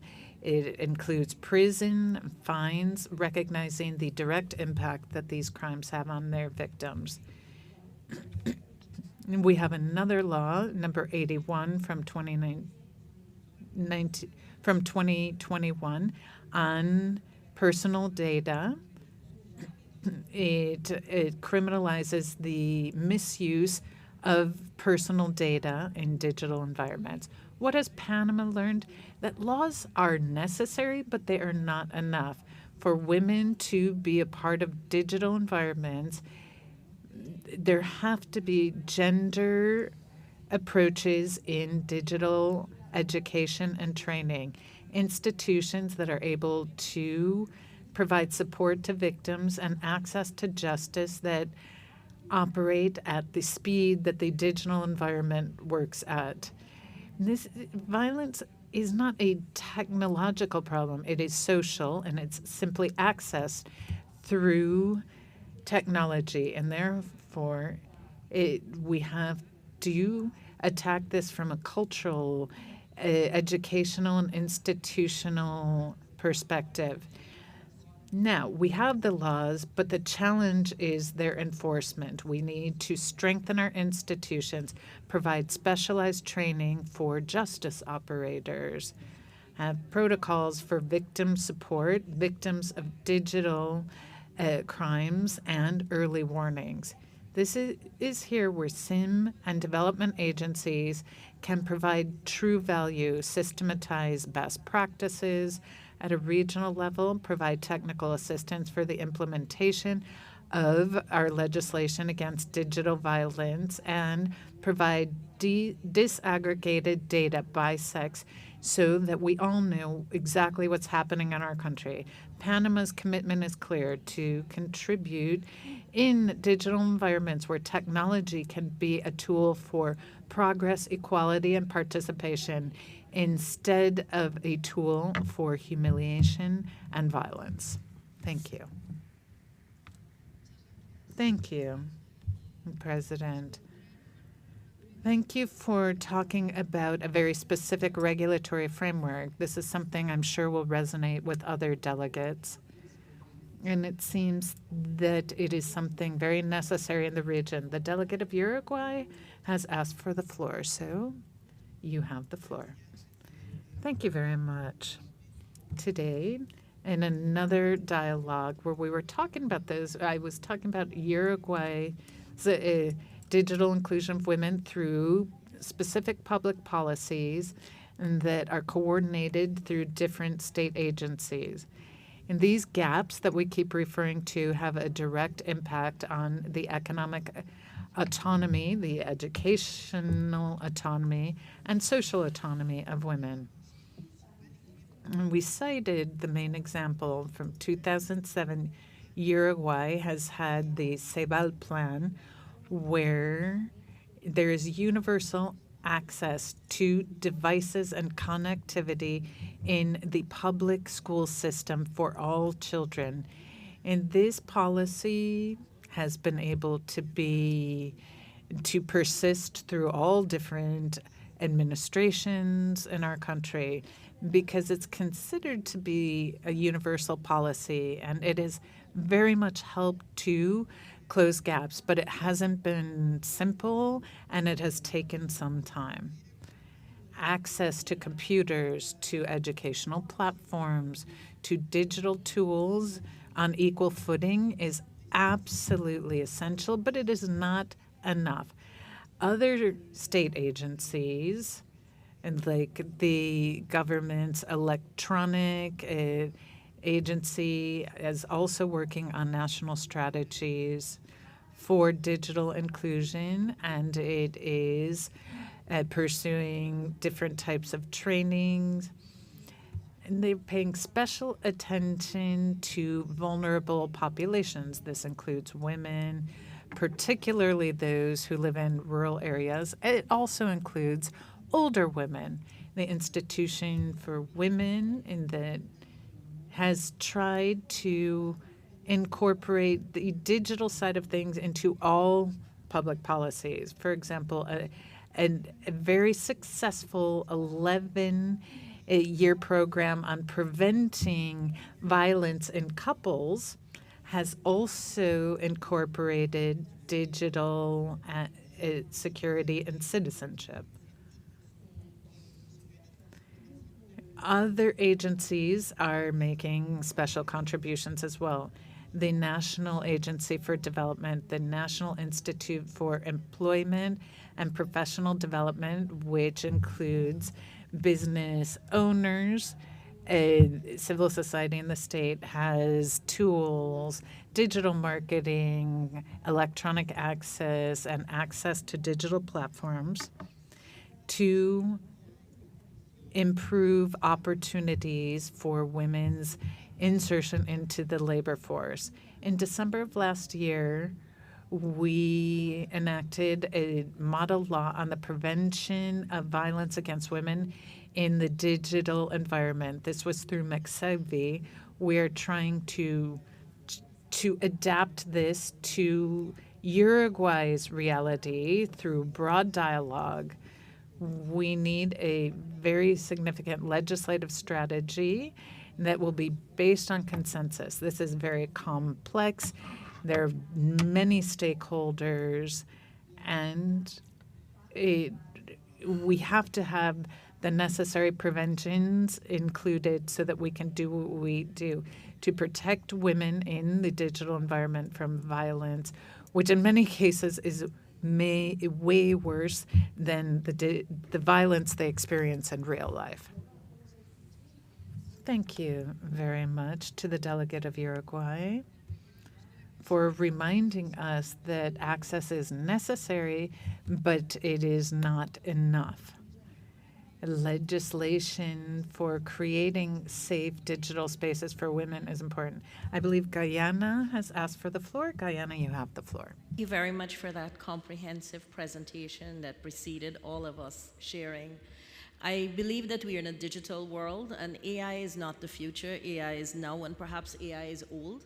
So we do need to ensure across countries that every generation is familiar with AI tools and also familiar with the digital world and space, because without knowledge, without the provision of the tools to operate in that space, immediately they're excluded and the divide widens. Now, as a government, we have definitely employed digital strategies in all our sectors, and women and girls benefit directly or indirectly. Just for independence, a couple days ago, we did for the first time a complete surgery using robotic technology in Guyana. It was the first time our country did it, and we did the longest surgery completely using telemedicine, and I think those are things that will be the future that we are looking at and will definitely reduce cost and give more access to specialist care across borders. We've also employed digital technology and utilized the digital world in education from our primary school models.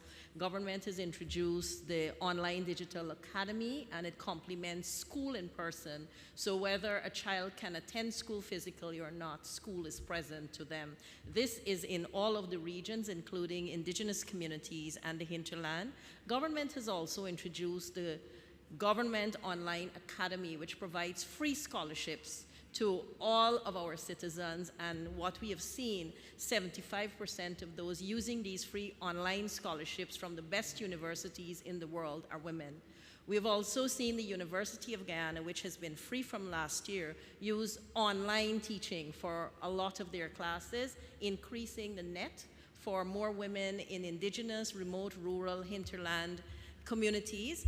And what is also important is connectivity. We are expanding our connectivity, having ICT hubs in rural, remote, and indigenous communities, setting up more community structures in ICT. We are doing training across Guyana, every level. And in the senior population, which I happen to work with a lot, we are promoting digital literacy because we are putting most of our services online, and we've set up generational hubs, senior citizens hubs, where they're going to be taught digital literacy to be able to download their forms, apply online for their pensions.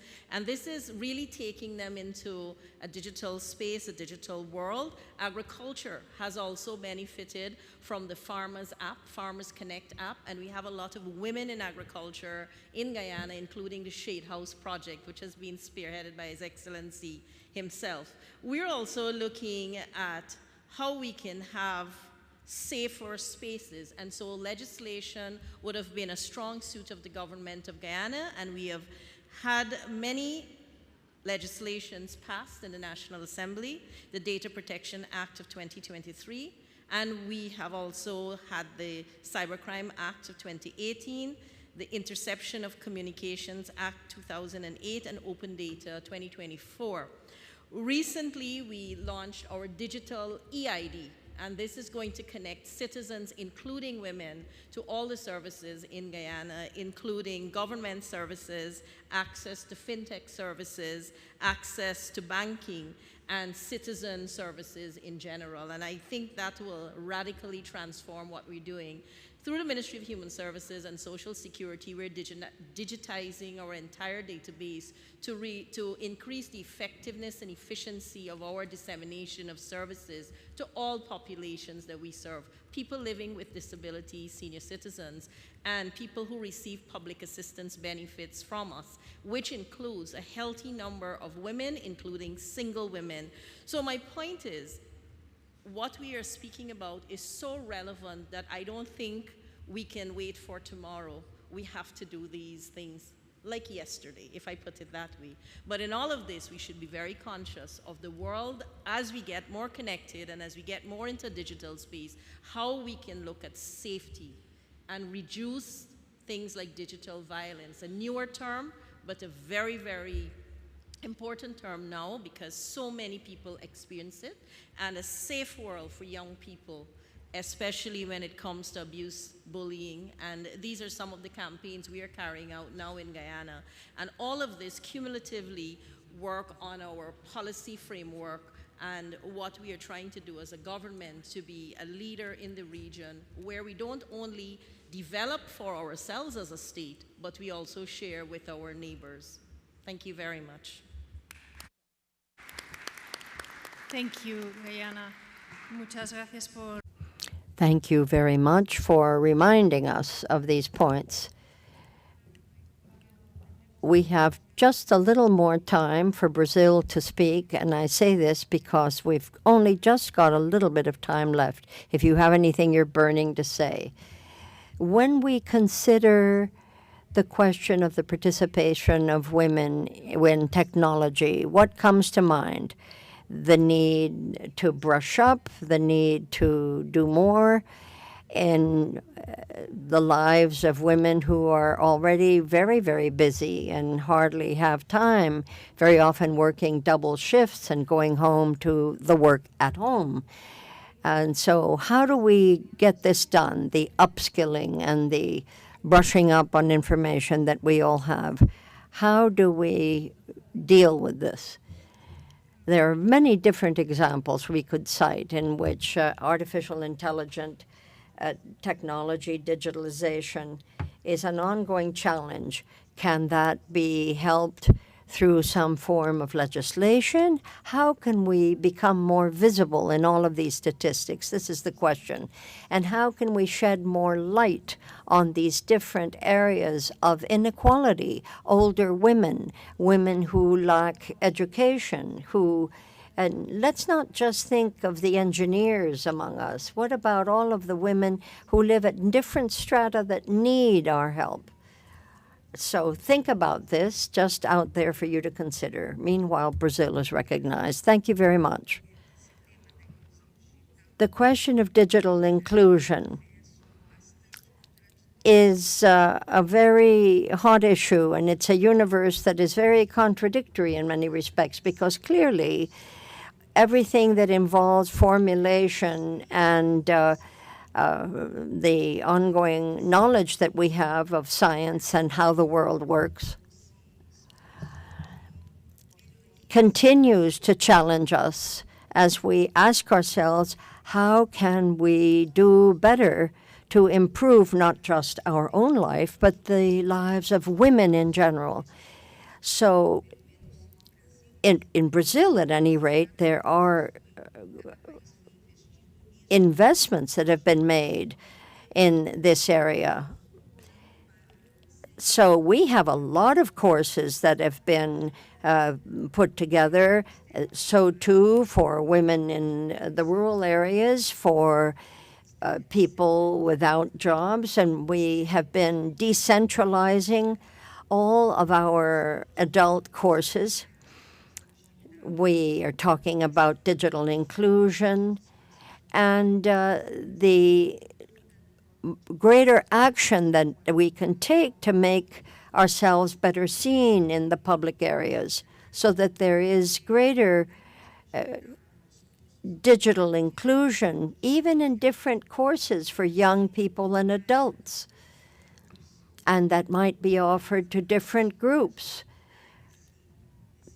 By the way, for people who are illiterate and who also, all the more so, need help. We in Brazil are committed to protecting women along these lines. And to be able to access these rights in the digital means becoming familiar with databases. In our system, for instance, there is a digital system for health. There are different means of doing better without having great technological knowledge. But we also have to consider that there are women who are virtually excluded because of their lack of digital knowledge, as our good friend from Guyana has spoken to. The question of violence that so often permeates the digital world. Masekvi has been focusing a lot on digital violence in order to speak up loud and clear. In Brazil, the whole country is looking at this. And President Lula himself has been signing a very, very courageous report to protect all of the platforms, on all of the platforms, older women, adult women, and young women. There are a number of measures that the Chamber wants to use to work against that decree of the president. There was, of course, the request that small children take their cells to school. There is a law being considered that is criminalizing misogyny. And we feel then that the digital work that we have to carry out is major. And we in Brazil have a countrywide campaign emphasizing this, because we're trying to work against femicide, I should say. And the name of the law is Maria da Penha, who was the name of the young woman who was murdered. So what we recognize today, ladies and gentlemen, is how much women are suffering because of their exclusion from the digital world, or inclusion, depending on how you look at it, because there are a lot of criminal elements that are trying to harass and to exploit. So we have a responsibility here in keeping our eyes open and recognizing that some of these crooked platforms could care less. They seek to exploit. That's all they seek, is to exploit. So the state, the government, has a huge responsibility here, whereas the market forces say, well, you do what you want. It's a free market, and we're going to do what we want. So this is what we need to recognize. I think, at least I'm telling you, we in Brazil find ourselves at a crossroads. We demand that women be given more protection and that they feel more protected, that they don't feel thrown out to the wolves where nobody cares and wants even to look to see. We want to speak for greater gender and freedom. Just recently, we approved a law in Brazil that took us a great deal of work to do.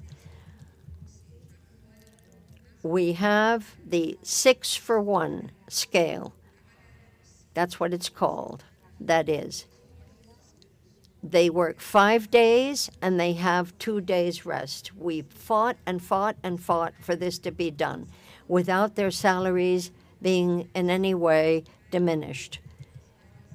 So what I'm trying to say is that we're trying to help women in their different areas of challenges.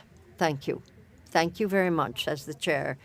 Thank you, Brazil, for that overview of all of the different challenges that we women have given the digital challenges. There are new challenges coming. There are new rights also that are being offered, but with those rights come challenges indeed. St. Kitts Nevis is asking the floor, and I give you the floor, madam. To the presenters who shared with us earlier. As digitalization rapidly reshapes our societies and economies, St. Kitts and Nevis recognizes both the transformative opportunities this presents for inclusion, innovation, and empowerment, as well as the emerging risks and inequalities that can disproportionately affect women and girls. While digital transformation is essential to resilience, competitiveness, and sustainable development, digital inclusion cannot be left to chance and must be considered complete and must not be considered complete if barriers to women's full participation persist. These include unequal access to technology, underrepresentation in STEM and ICT fields, online harassment and digital violence, algorithmic bias, and gaps in digital literacy and cybersecurity awareness. St. Kitts and Nevis recognizes that safe, equitable, and inclusive digital spaces are fundamental to democratic participation, economic advancement, and social cohesion. Our ongoing digital transformation agenda includes the rollout of a secure national digital identity and authentication system aimed at improving access to online public services within a rights-respecting and privacy-protective framework. This initiative is accompanied by capacity building in digital identity management, information security, and digital certification systems, creating new opportunities for women professionals in the public service and the wider digital economy. St. Kitts and Nevis continues to invest in developing a pipeline of women and girls equipped to participate confidently in emerging technological sectors. Through initiatives such as our Girls in ICT engagements, young women and girls who have been exposed to coding, robotics, innovation, and digital skills development are helping to break long-standing gender stereotypes associated with traditionally male-dominated fields. These initiatives foster mentorship, confidence building, leadership, and community engagement while responding directly to regional and global calls to expand girls' participation in science and technology under safe and non-discriminatory conditions. Our national efforts are guided by the National Gender Equality Policy and Action Plan 2022 to 2027, which promotes gender-inclusive approaches across sectors, including technology and digital governance, through collaboration among key national stakeholders. At the regional level, St. Kitts and Nevis values partnerships such as the Caribbean Telecommunications Union's Network of Women, which advances mentorship, leadership, and knowledge sharing for women in ICT. Together, these efforts are helping to reduce barriers, close representation gaps, and ensure that digital transformation serves as a platform for inclusion, empowerment, and equal opportunity. Digital inclusion has the potential to expand access to education, entrepreneurship, financial inclusion, public services, and participation in public life for women and girls across the Americas. Optimizing these opportunities requires deliberate policy, investment in human capacity, stronger safeguards against digital violence and discrimination, and sustained efforts to eliminate structural barriers that limit participation. We remain committed to working with regional and international partners to strengthen inclusive, secure, and rights-respecting digital ecosystems that empower women and girls as equal participants and leaders in the digital future of our hemisphere. Thank you very much. Thank you, St. Kitts and Nevis. Y muchas gracias también. And very much indeed also for speaking of women in the public sector. That is a very critical area the more so because they're exposed through artificial intelligence. And we do well to think of their role in the future. Thanks for raising this. Peru has asked for the floor, and I invite you to take the floor, Peru. Thank you. Thank you for this opportunity to let me speak on this issue, which I find absolutely fascinating, digital transformation, particularly past COVID-19. We've moved into a certain level of evolution in this area, and I don't think there's any going back. So let us be aware of that and conscious of the important role of technology. For that very reason, we need to look carefully at the issue of artificial intelligence in connection with that technology. If we have if we're very honest, we've got the best use and the incorrect use. We speak of the economy, we speak of new strategies and what we can do to give women a greater edge and make them stronger in their economic independence. The same goes for free and quick access to even sometimes at odd hours of the day or night because women may be working, but then some women are mothers and they also want to improve their education. So there are all kinds. And we often as women, I think this is a characteristic, we're juggling a lot of balls in the air, trying to do a lot of things at the same time and doing our best in the process. I think it's been a good use of our technology that we have managed to speak up and to create networks. And we, as we've stepped forward to become leaders, have become emboldened to share our own view. And by the way, also, if they are victims of harassment or violence, they can speak up, as rightly they should. So all of this together, I think, puts us in a position where we realize how important it is to make sure that women do have the means to be heard. On the other hand, we also need to work further on the abuse of technology, as much as technology is a plus, as I'm saying. There is also the flip side of the coin, and you have threats, you have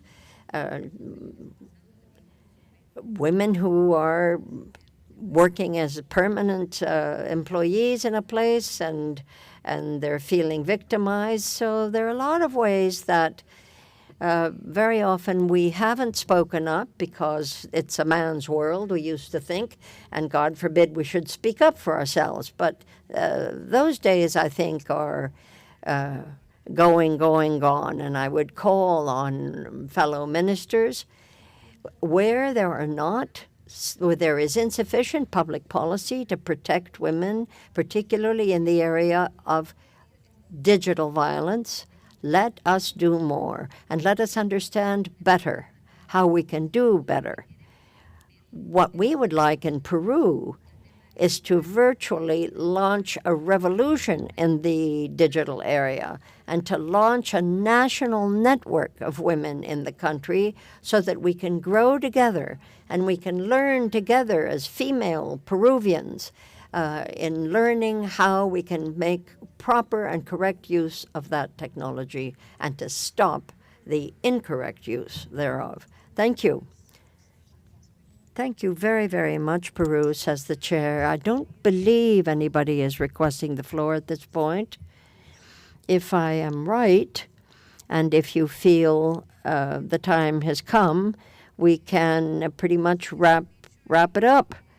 And remembering, of course, the important points that have been made. I take many more than 3 ideas with me, but I think if I had to boil it down to 3 main contexts, I would remember these 3. I've been very inspired by everything that is being said. As we say in several languages, a luta continua, the struggle continues. And connectivity is the ground floor. It's the basis for many ways that we can tap many different forms of digital intelligence. Some of it is frankly not desirable, but in many other areas we are grateful. And as Guyana rightly said, we've got to take as much positive advantage as we can from what is positive. We have examples of many countries. There's not here so much, I don't think, a technical gap as there is a lack of a political decision in many instances. We need to close that gap. And to fail to assess it for what it is, as Peru was mentioning, is virtually a negative sentence, because it's not only going to stop us from spreading our wings and doing better, it is going to keep us in some corner. But we want to be informed users. We must become informed users, must. This is the space that artificial intelligence uses, and we cannot be shrinking violence. We've got to face up and do what we need to do.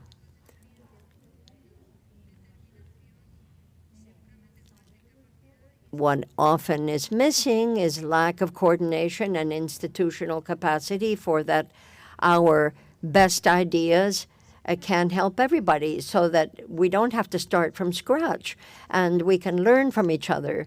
So let me again thank all of you, those who participated and those who listened. So Chair, back to you. Thank you, Lucia. Thank you, Beatriz, Animal, and all of you who have shared your valuable experiences on the economic rights of women in the Americas. It's 5:51, ladies. So since we're that close to the end of the time, I ask you to be here at 9 a.m., and we're going to call it a day, and going back to executive coaching session, strategic communication in complex times. That's going to be our term, our issue tomorrow. So thank you, Uruguay, for the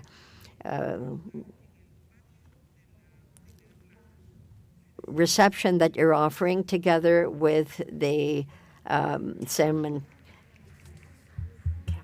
and CAF. Thank you. See you tomorrow. Have a good evening. Meeting stands adjourned.